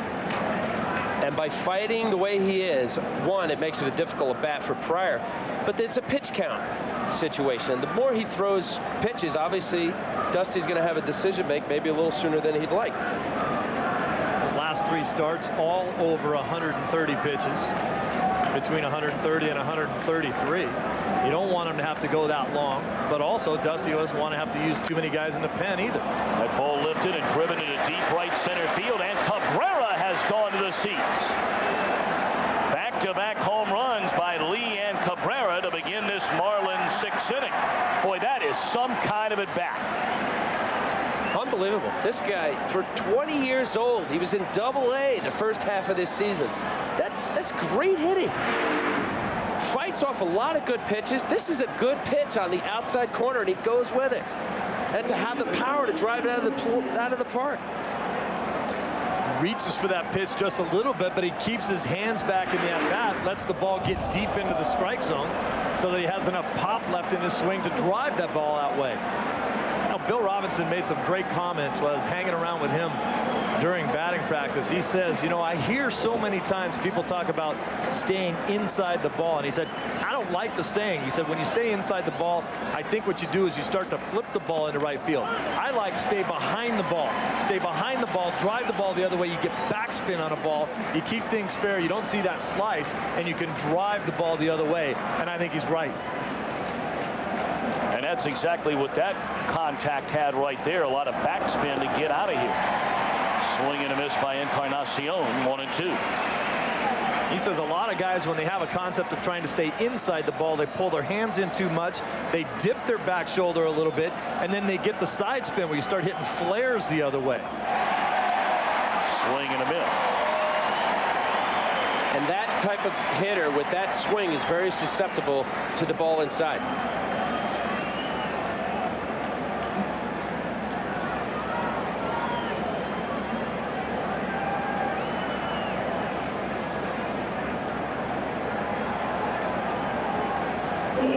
Strikeouts in the game now for Mark Pryor.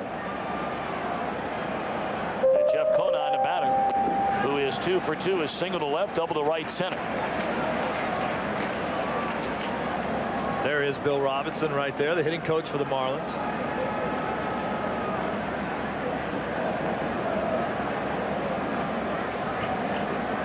Robinson, a good solid baseball man. He has given a great deal to this game at various levels, not only at the major league level, but down through the minor leagues. He knows his craft.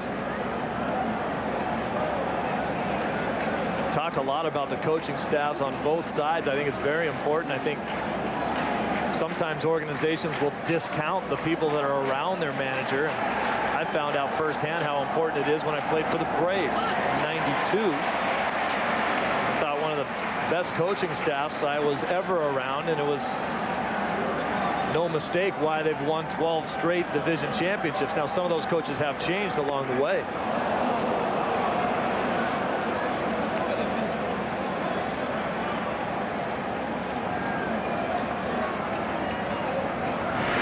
To me, this pitch is a strike. Baco's setting up on the inside corner, but by throwing the ball away, he had to reach for it, but that still had plate coverage. And slapped into left center field, a base hit for Conine, who is 3 for 3. So Pryor's mind, he goes from a strikeout to a single. Good for Jeff Conine. Got Larry Rothschild out to talk to him. I misspoke before saying that Rothschild was not signed for next season. He is, in fact, signed for one more year after this year.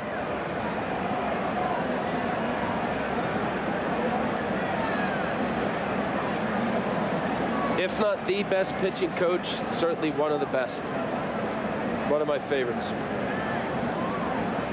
Why did you like him so much, Al? Because he cares. He understands you. He knows us other than fastball, slider, curve. He understands you as a person. He knows your family, and he gets to know you. And with that relationship, there are the nuances that comes with a pitching coach having to teach pitching. And when you have a good relationship, you communicate at a different level. And at this level, it's all about communication. Enjoy very much having time to spend with Larry Rothschild. You're right, he's one of the game's real good guys. Mike Lowell now coming up to pinch hit. He had the game-winning home run here last night when he came to bat in the 11th against Mark Gufford and reached the basket in straightaway center. And this ball hammered into left field. Alou going back to get it. 2 away in the inning, and Conine retreating to first. Here comes the throw, and he's out.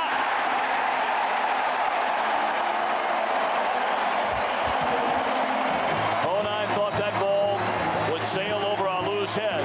It turns into an inning-ending double play.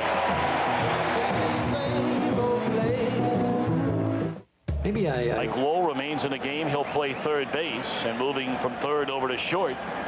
Originally a shortstop when he first came up through the Marlins minor league system the last couple of years, Miguel Cabrera.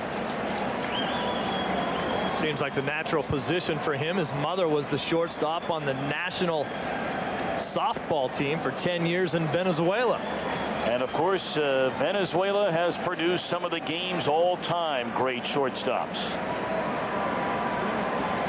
Is this going to be a Cincinnati reference by any chance? Well, there's one of them, and then there's your old buddy Ozzie Guillen. Of course, it all began with Luis Aparicio over on the south side of town. Ozzie Guillen wears the number 13 because his idol growing up, the outstanding Cincinnati shortstop who should be in baseball's Hall of Fame, Davy Concepcion. Omar Vizquel, another Venezuelan. Boy, you look at Cabrera, who stands 6'2". He's going to do nothing but get bigger and fill out. And with the pop he's shown in this series, and the fact that they love the way that, you know, Al, you've been talking about it for both games, the at-bats he throws at you. Alex Rodriguez's name comes to mind. Check swing, they appeal, and Randall Simon didn't go around. 3-2. I wonder, with this game being out of hand, is this a prelude to game 3 with Lowell, and how's he going to get Lowell in here? And what do you do with Gonzalez? Now, if you take Gonzalez out of that lineup, you're taking away some serious defense. It should be noted that Miguel Cabrera, as that one is rolled down to first, has not played shortstop since being brought up to the major leagues from Double-A Carolina. It's a very interesting point you bring up. I mean, let's face it, Steve, you make the great point about you're giving up some defense if you take Gonzalez out. There's no debate about that, but Gonzalez, after an 0-for-3 game here tonight, is 1-for-24 in the postseason. And Conine is having a heck of a series. He's 3-for-3 today. Mr. Marlin fan favorite. And I think that Jack McKeon is worried about Mike Lowell. He says that he's not Mike Lowell yet. He hasn't had time to work back, and he's not looking good on a fastball. Well, that was a fastball that he just hammered to left field. Moises Alou made a great play of getting back as quickly as he could on it, made the play, and then double Conine off of first base. But I think McKeon wants to see if Lowell can hit a good fastball, and I think right there he proved that he can. We certainly see that he can hit a hang and split finger because he hit it into the seats last night to win a ball game for that club. And you know what? At the same time, Jack McKeon also wants to get a look at the final 4 innings here of Miguel Cabrera at shortstop. So what could be a negative could be turned out for a positive for McKeon. These are the little subtle things that managers do, and obviously you rarely see them in a postseason game. But one of the reasons that I think so many who have been around baseball and spent time around McKeon like him and respect him so much, there's a little bit of new school about him, but a lot of old school. That ball to straightaway center field. Pierre at the wall. Goodbye. The kid is on fire. Second home run tonight. Third home run in this league championship series for Alex Gonzalez.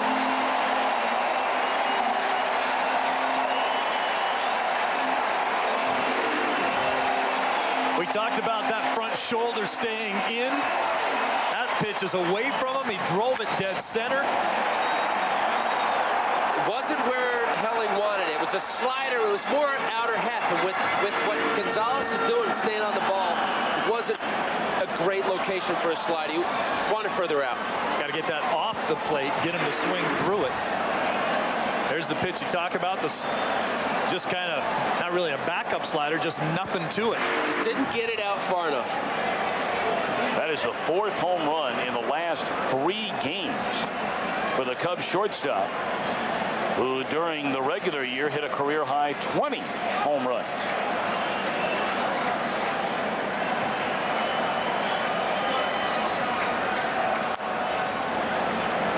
1-2 on Baco. We talked about it with Jack McKeon too. If we're going to talk about the Alex Gonzalez's in these games, both of them had similar problems. Alex Gonzalez for the Florida Marlins had a career high 18 home runs, but had most of those in the first half. Sometimes if you're not a home run hitter, the worst thing you can do is hit a home run, because then you think you are one. Some of that happened to Alex Gonzalez of the Cubs as well. That's when he started pulling off, pulling that front shoulder out of there, trying to bail and wail. And what you do is maybe occasionally you hit a home run, but you hit a lot more weak ground balls to the third baseman and the shortstop, and your average goes through the floor.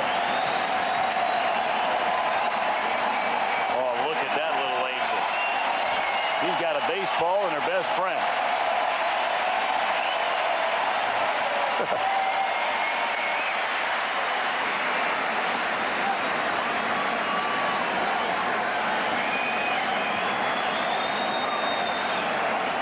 Standing ovation again for Mark Pryor, who has been dazzling again in his 2nd postseason start at a complete Game 2 hitter against the Atlanta Braves in the division series. Allowed 2 runs here tonight.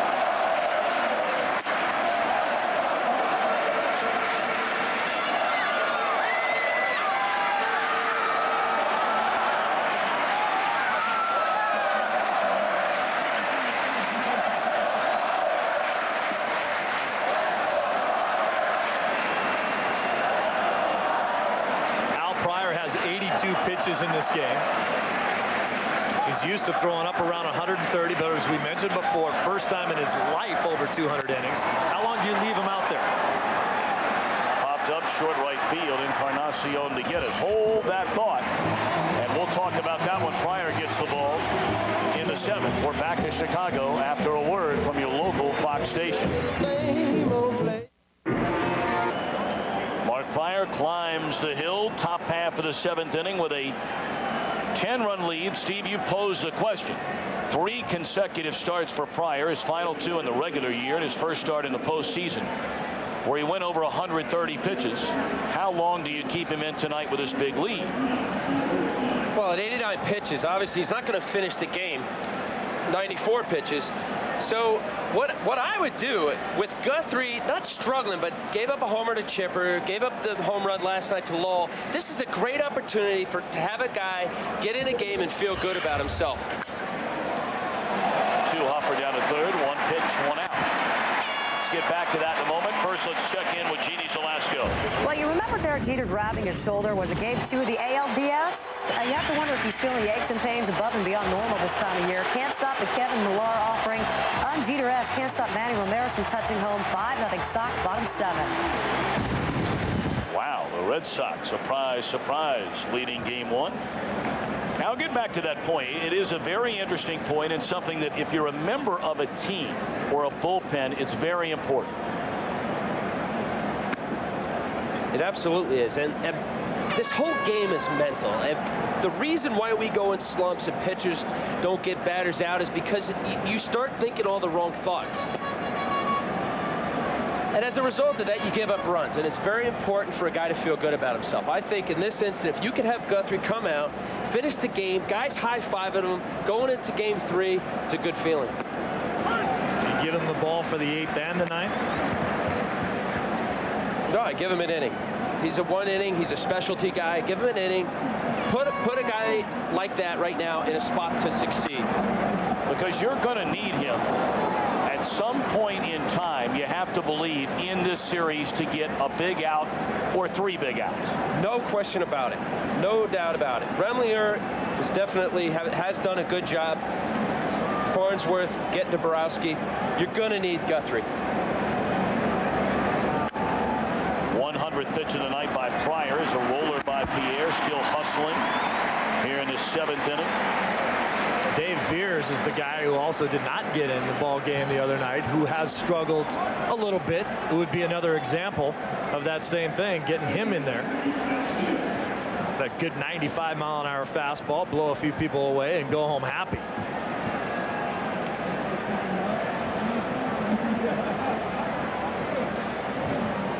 Two down, Luis Castillo the batter.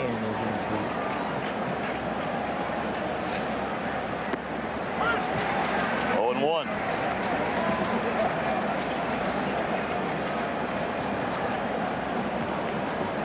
Castillo 0 for 2, walk back in the opening inning.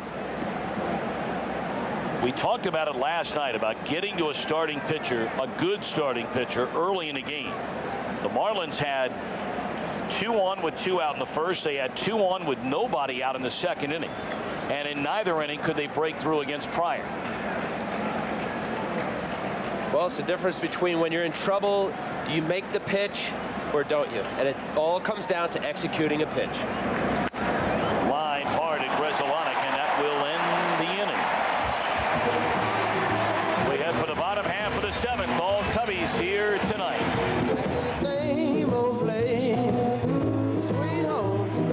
You know what it is. We welcome you back into our booth. I'm Joe. That's Brett. That's Tim. And you have to look at the job done by Tim Wakefield. I mean, theoretically, he could pitch at any point in this series.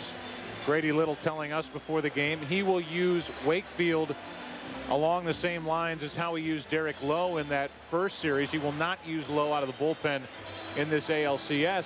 And the job he's done allowing 2 hits. Red Sox lead 5-0. This is a big opportunity for Boston. It is very, very impressive with Derek Lowe going tomorrow night and then Pedro Martinez starting on Saturday.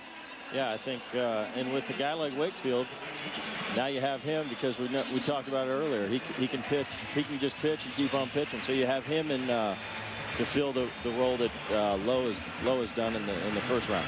Speaking of Tim Wakefield, he has faced the Yankees 4 times this year, and every time he's faced the Yankees, his mound opponent has been Roger Clemens. Clemens won his 299th game against Wakefield on the 21st, and Wakefield denied him victory number 300 on the 26th, and then he faced him in late August and late New York, 2-2, or early September, beg your pardon. 2-2 against the Yankees this year. Derek Jeter has been a part of this rivalry since the second he got to New York, and here are his thoughts, what it's like down on that field when these two teams get together. The rivalry, I mean, it's second to none in all the sports, I believe, and it's fun. I mean, this is going to be a fun time. You know, everyone says, you know, we played them towards the end of the year. Does it get any bigger than that? Well, yeah, it does, and this is it. And this is it. And so far, it's 5-0 Boston. Bottom of the 7th inning. And the 3, 4, and 5 hitters for the Yankees coming up. Giambi, Williams, and Posada.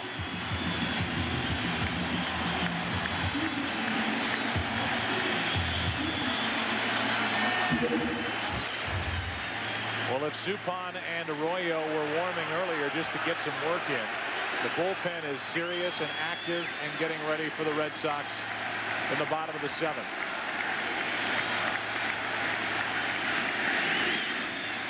That's high for ball 1. There's a big difference in pitchers warming up in the 5th inning, particularly when your team's way ahead, and warming up in the 7th. They mean business now. That's in for a strike, even though Mirabelli didn't catch it. The count 1-1. Giambi 4 out of 18 in the postseason. 2-1. Surprised everybody. A fastball to Giambi. Alan Embry and Mike Timlin getting loose.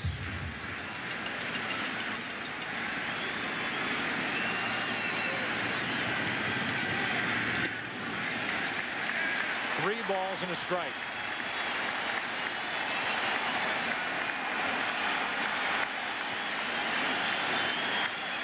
I would imagine he'll get another fastball. Good hitting situation right here.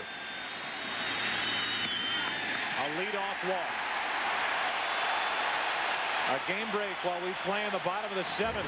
Back to Los Angeles. And in the immortal words of Greg Maddux, chicks dig the long ball. So, ladies, we got more trouble in Chicago. Alex Gonzalez did the damage. Second of the game. 13 home runs in this series. 12-2 Cubs, bottom 7. Jeannie, thanks. Here, this crowd is starting to climb into it with Bernie Williams at the plate. After the first walk of the night is issued by Wakefield to Giambi.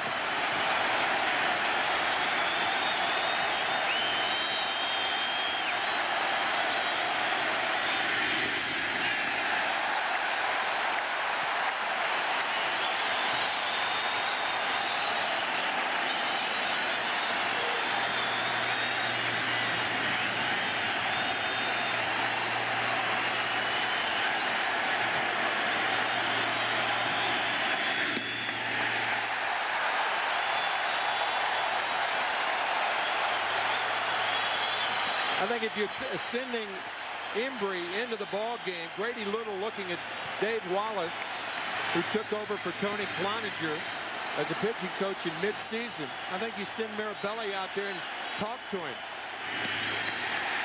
3-0. Okay, you want to slow the game down. I mean, Embry's ready, but if you're going to bring him in to pitch to Posada, you want to make sure he's ready.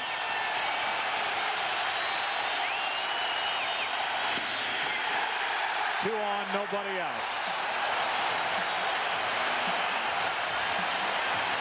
8 out of 9 balls, and that's going to be it for Tim Wakefield. You've got the switch hitting Posada, followed by the left-handed hit. Now Leiter. Ball one away to Sammy Sosa. Who would have ever done that? Boy, what a stinking trade that was. 1-0 to slamming Sammy, who had a 2-run home run back in the 2nd inning. You know, these are always interesting at bats here because as you get a look at his Sosa home run back into 2nd.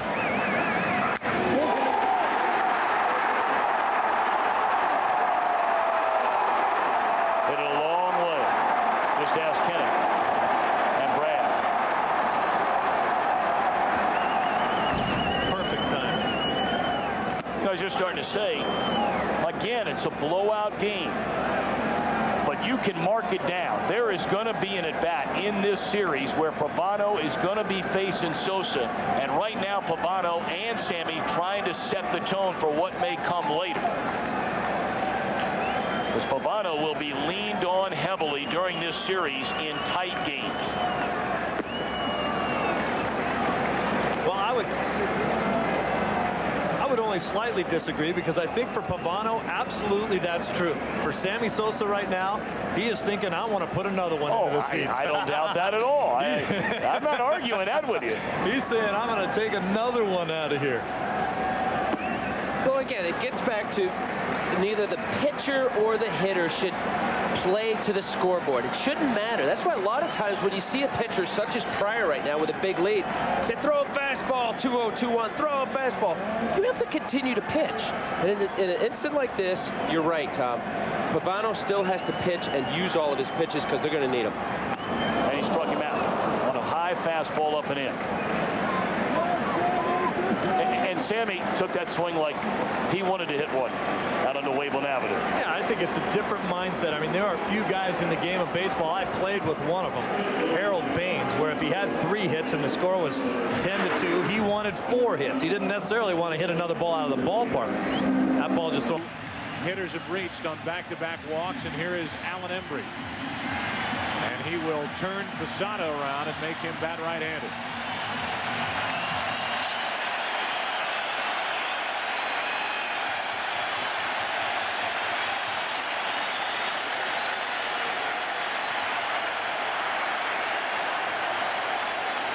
With fans in New England holding their breath, Posada, who's 1 for 2, steps in.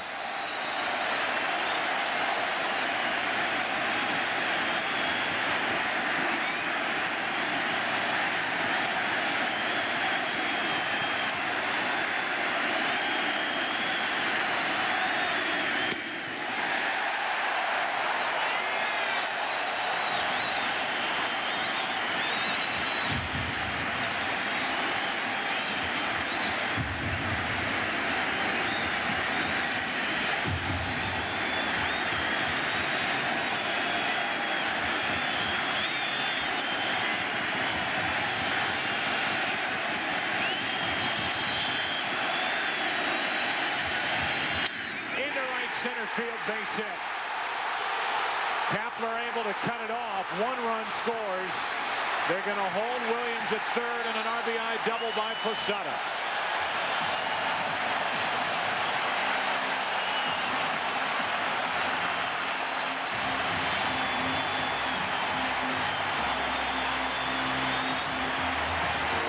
Not only an RBI double to score 1, but to push Yankees to third and to second respectively with nobody out. Fine play by Kapler to keep this ball from going to the wall.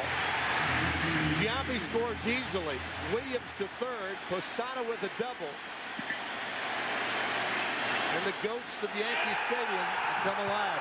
Terry, I've seen them. There's nothing like it. There's nothing like Yankee Stadium.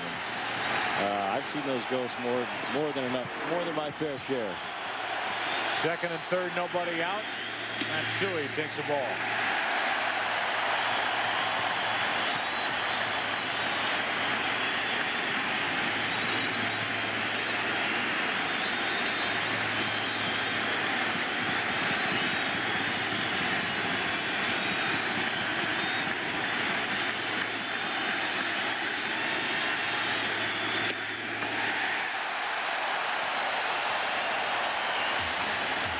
Dave Wallace, the pitching coach, is going to come out and talk to Embry, who is missing high. Every pitch has been around the letters, even the one Posada hit.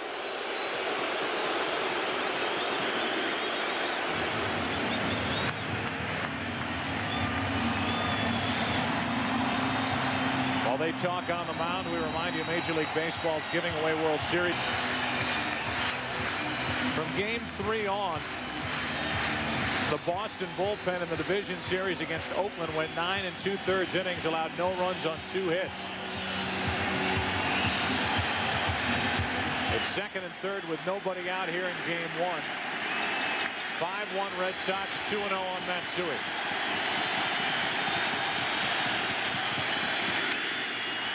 A little flare into left. Ramirez will haul it in and flip it into third. It's a 5-2 game on a sac fly by Matsui.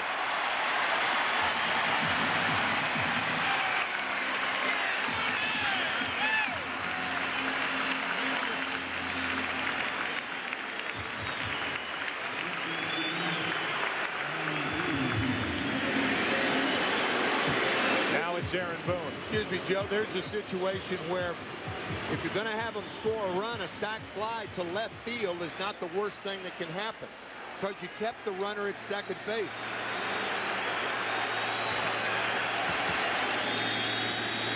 Boone is 0 for 2. Runner at second, 1 out. The left-handed hitting Nick Johnson on deck.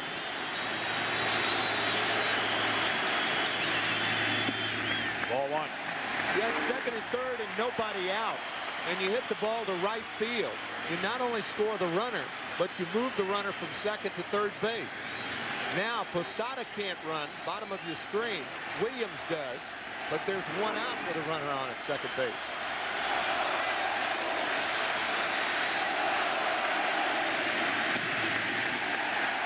Two and 0.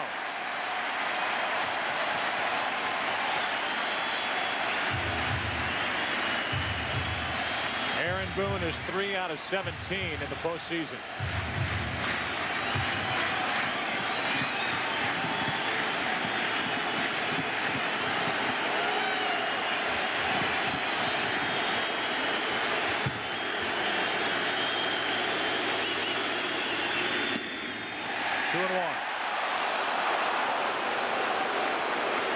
Boone hit 18 home runs in 106 games with the Reds and 6 home runs in 54 games with the Yankees.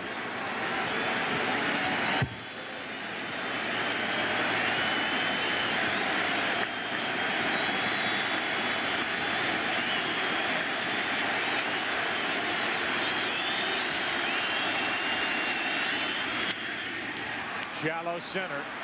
In comes Kapler. 2 out. Oh boy, Gabe. I thought it was interesting, Gabe Kapler raising his right hand when nobody was around him. Perhaps thinking about the Damian Jackson collision the other night. Watch the right hand go out, and there's nobody around him. Well, that's a big out for Embry. They kept him in there because of Nick Johnson, the left-handed hitting first baseman, being in the on-deck circle. And now the Red Sox get lefty on lefty here, as the Yankees have scored 2, trail by 3 in the 7th.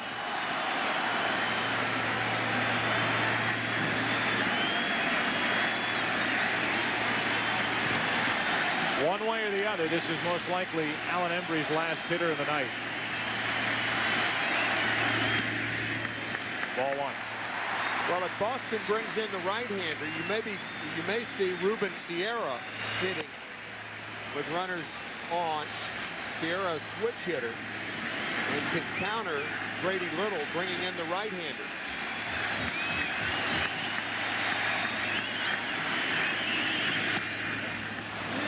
One and one. That was his best fastball since coming in.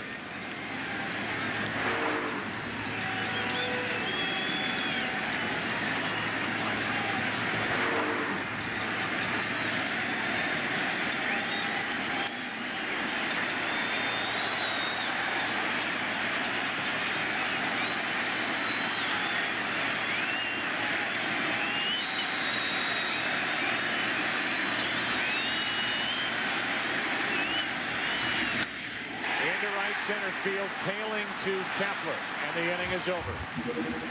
The Yankees come up with 2. Good work by Embry to limit the damage. Into the 8th, 5-2 Boston. Cubs lead here in the 8th inning, 12-2. The night is over for Mark Pryor through 116 pitches in the game. And now taking over on the mound, delivering strike 1 to Miguel Cabrera. Right-hander Dave Veers. Yeah, we were talking about guys that could handle a lot of pitches and pitch counts in general. And diving play by Ramirez from his knee, throws to first. It'll pull Simon off the bag, and the Marlins have the bases loaded. It seems to me, Tom, I remember 3 postseasons ago, Game 5 of the Subway Series, Yankees and Mets, when a guy ran out there and pitched his heart out, only to have it ripped out by Luis Soho on about a 99 hop C&I ground ball to left field that scored a run to beat the Mets and finished that World Series after Al Leiter threw 142 pitches, about 2 too many, and it was too bad. I mean, I was crying for you on the sidelines. That was a gallant effort. 1 pitch short. And I was grateful for Bobby Valentine leaving me in. And I'll tell you why. I started the inning by striking out O'Neill and Martinez, and the scenario just played out. You didn't have anybody better. You were either going to win it or lose it yourself. And you know what? Sometimes, and you just said it, sometimes a pitcher, I think, will graciously take the loss to know that he was the one that did it. I'm going to win it. I'm going to lose it. I'm your guy. That's the way I felt.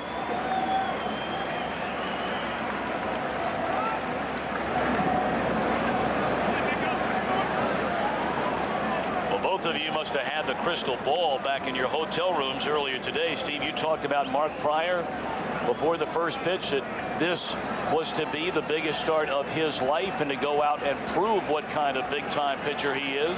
That he did. Now, Leiter, you said if Brad Penny comes out there and falls behind a couple of runs like Josh Beckett did last night with a guy like Pryor on the mound, you could be done. It's playing out that way. Now, I might not say anything nice about either one of you for the final, however many games this series goes. But for the record, you're on a roll. For the life of me, Al, I can't remember what he said when the game started. A whole lot of nothing. Bases loaded for the Marlins. And a double play chance here. They get 1, they get 2. A run scores to make it 12-3.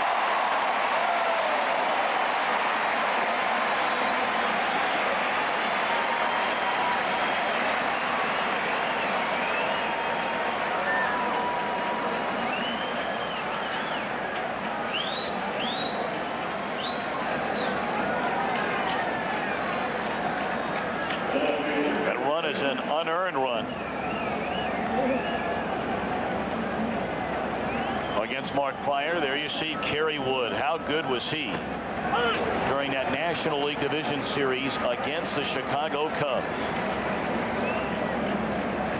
And we talked about how young all these starters are, Wood included. We know it's a young staff, but we walked through the Cubs locker room before the game. And Kerry Wood was playing some child's game in there. What was that game called? Toss across or stack four or Connect four. Connect four. I like that game. I haven't seen that game since my 5-year-old was playing it last week. I saw Al playing it in the hotel earlier today. Must be a secret tournament going on that I didn't know about. And Kerry's just freshening up.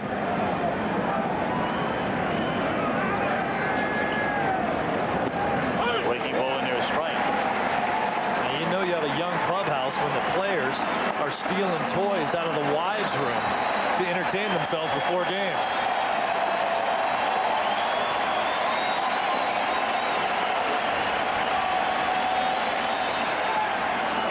I'm not sure anyone has left this ballpark that was here when we got started. Knocking on the door at 40,000, and here the Cubs have a 12-3 lead in the 8th inning. Of course, they're trying to get a league championship series win for the first time since '89. That one blown away, ball 4 to Jeff Conine. Time to take a look at our game summary. Presented by Nissan. Brad Penny really struggled in his 2+ innings. We talked about Mark Pryor. Alex Gonzalez, 4 home runs in his last 3 postseason games. And Kenny Lofton, the second Cub, with a 4-hit game in the postseason since the great Stan Hack.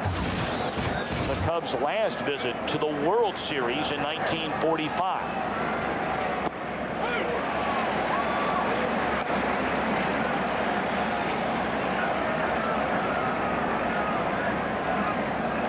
Runners on the corners, and Mike Lowell getting his second at bat of the game.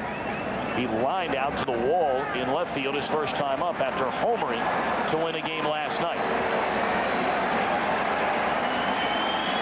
Dave Veer's getting a chance to get his work in. Not only get his work in, but he threw a 3-2 split to Conine. He's saying 3-2 split in a score like this, but that's a pitch he's going to need when it's a lot closer. Well, this is that confidence-building inning for Dave Veers, just as you spoke of. Came in and got the double play ball, walked a guy. He has a chance to come back right here and get the job done.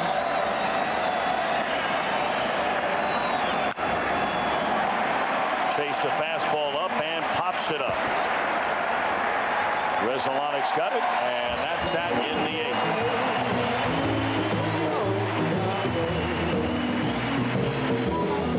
8th. Series on Fox is brought to you by Nissan and your Nissan dealer. By Bristol Myers Squibb Company, Hope, Triumph, and the miracle of medicine. By Expedia.com. Don't just travel, travel right. And by Subway. Good, so you don't always have to be. Subway, eat fresh.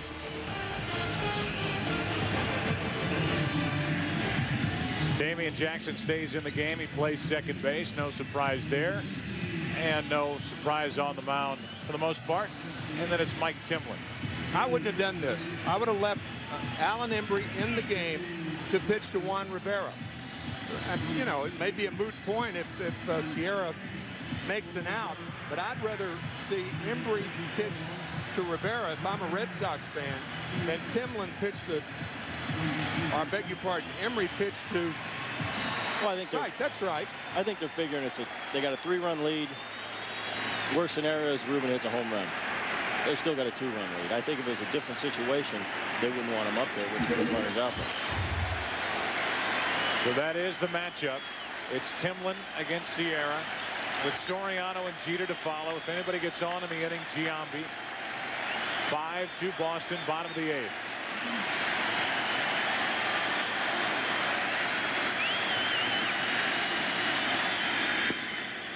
And that good Mike Timlin fastball, 94 miles per hour for strike 1.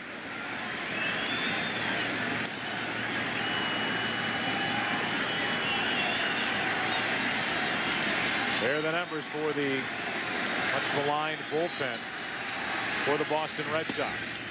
That missed the outside corner, 1-1.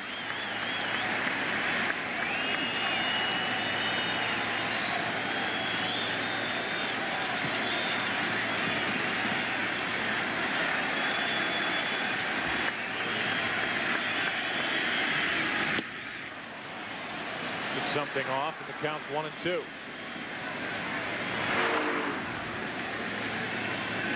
Sometimes what appears to be an off-speed pitch is just a fastball gripped tighter. BP fastball. Yeah.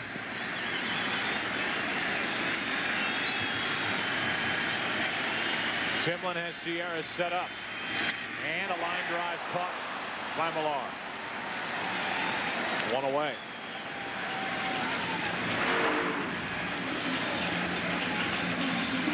And even though he doesn't get on, Tim, your point is well taken. Ball hit hard, but right at Millar. Yeah, a lot of things that managers have to think about. You're trying to play the probabilities as much as you can. Embry would have only faced Rivera anyway, because Timlin most certainly would have come out to face Soriano, and Joe Torre now out to talk to Tim McClellan. I think to check Timlin for something. So whether this is gamesmanship or if there's something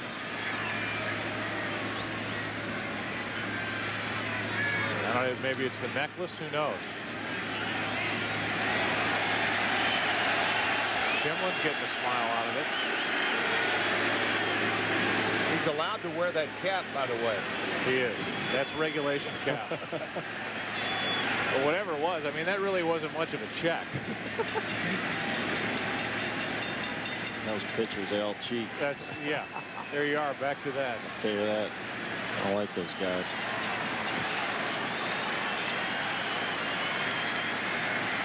With 1 out, nobody on. A fastball for a strike.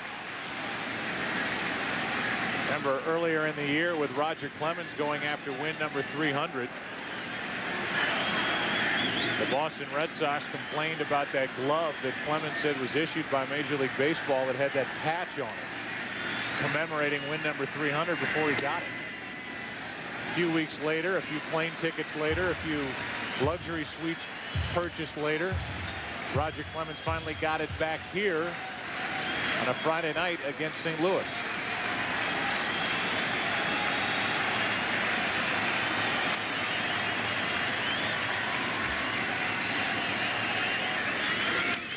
Soriano chops it. It's 1-2.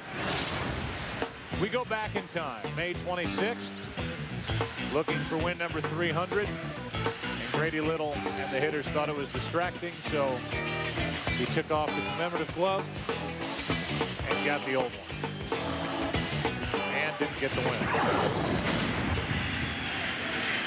But whatever it was, Joe Torre went back and had a little chuckle about it. And Timlin didn't appear to be bothered by it at all.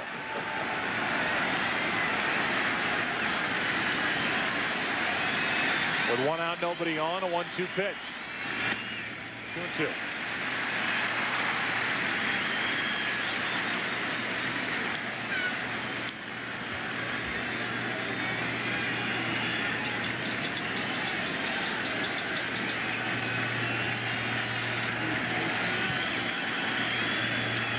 On 2-2.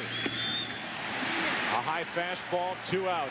Let's check in again with Jeannie, who's busy in Los Angeles. Oh, yes. Mark Pryor, by the way, avoided the rosin police, but he could not avoid Dusty Baker. Get the kid Cubby out of there. He went 7, gave up 3 runs on 8 hits in his first LCS start.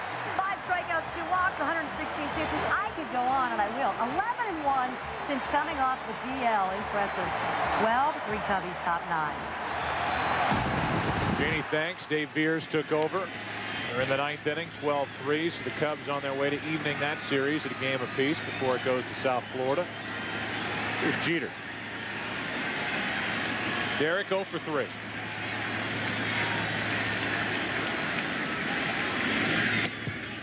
That's high, ball 1.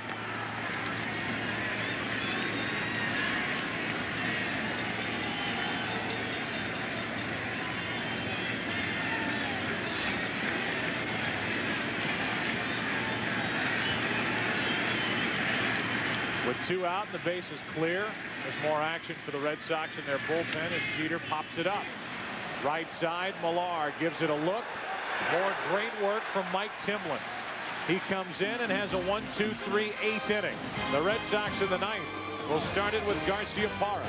They lead the Yankees by 3.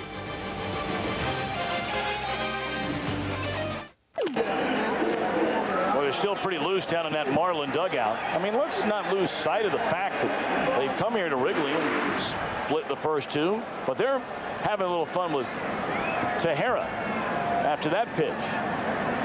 Comes back in the dugout. That was your first pitch in a league championship series ended up, well, at least it didn't end up in the seats. It ended up in the dugout. That's good stuff. A lot of changes for the Cubs on defense here in the top of the 9th inning. Tommy Goodwin in right. Ramon Martinez stays in the game to play short. Eric Caro stays in there to play first. And they're going to allow Beers to face the right-handed batting Mordecai. And I would imagine we would see Guthrie then come on to face Pierre. There might be some people in the stands and in the opposing dugout that would say, what are we making a pitching change for now? It's that late. You're killing them. Short center, Lofton there, 1 away. I'll tell you, one of the guys is now, here comes Dusty Baker to come out and get Dave Beers. One of the guys that made me respect this move was Clint Hurdle, doing a local game with the Arizona Diamondbacks. It was a game similar to this, not in the playoffs, and they made a move, and I kind of made the comment about the fact that, well, aren't the Rockies out of the playoffs? Why are we doing this now? And Clint Hurdle came to me afterwards and said, you know, we have the greatest jobs in the world. Let's just continue to do them.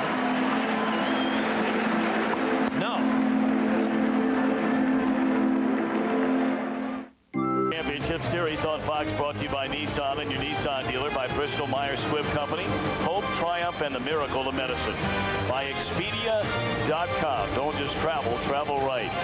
And by Subway. Good, so you don't always have to be Subway. Yeah, I'm living with that one right there. I want to go have a Subway right now.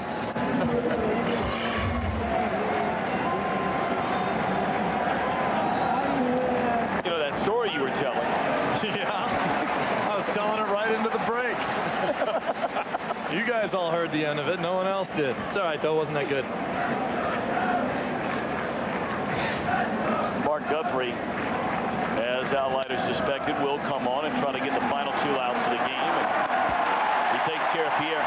Steve, please do finish that story, because I know it was something that definitely made a mark on you as this season went on. He just said, you know, I made a move because I needed to get a guy in there pitching. I knew I was out of the game, but I have a job to do. You have a job to do. We have the best jobs in the world. Why not? Let's just do them. And he was absolutely right.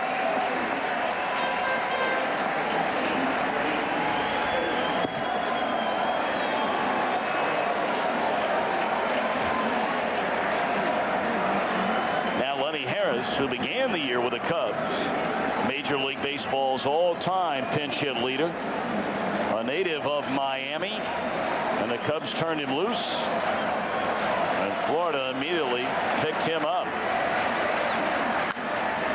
And that is a fair ball diving play by Caro, speed to Guthrie, and he will be able to high-five his teammates after getting the final 2 outs, and the Cubs win their first League Championship Series game since 1989.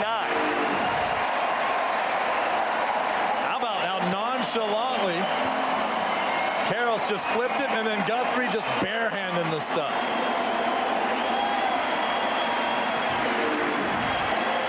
Harris very jokingly looks at Carroll and said, come on, you can't let that thing go by for me. Pryor, his second outstanding effort in the postseason. Went 7+ innings tonight, allowed 2 earned runs, struck out 5, allowed 8 base hits. And this National League Championship Series is even at 1 game apiece. Kerry Wood and Mark Redmond will lock up pitching matchup of this series. Redmond has had a fabulous year, and you know all about Kerry Wood. Let's send it downstairs and join Josh Lewin. All right, with one of the two Alex Gonzalez in this series. The Alex Gonzalez that has hit 4 home runs in his last 3 games. Is it fair to say you're in a groove, Alex? I've been seeing the ball pretty good, and it started in Atlanta and carried over here against Florida. You get to go home now. You're from Miami. Pretty special for you? Yeah, I'm looking forward to it. I got a lot of people there that are ready for the games, and to play in the postseason at home is a special treat. You figure that ball Sammy hit is still traveling? He hit that a mile, and he can do it every once in a while. Congratulations, Alex. All right, Cubs win. Let's go back upstairs. All right, Josh Lewin, a pleasure having you with us. Mark Pryor and Kerry Wood. This dynamic duo, 1-2 punch in the first call for Pryor. He gets a win. Well, I think Al made an excellent point when he was talking about the fact that when Pryor had to bear down, when he got in a little bit of trouble, he made the pitches he had to. The 2 runs he gave up, solo shots. You kind of pumping them in there. Guys hit him out of the park, but when he got in a little trouble, guys on base, he was nails. Off day tomorrow in this series, and then game 3 in front of close to 70,000 fans in South Florida. And we'll have it for you right here on Fox. For Steve Lyons, Al Leiter, Josh Lewin, and our entire crew, Thom Brennaman saying good night from Chicago. We look forward to getting together again on Friday night.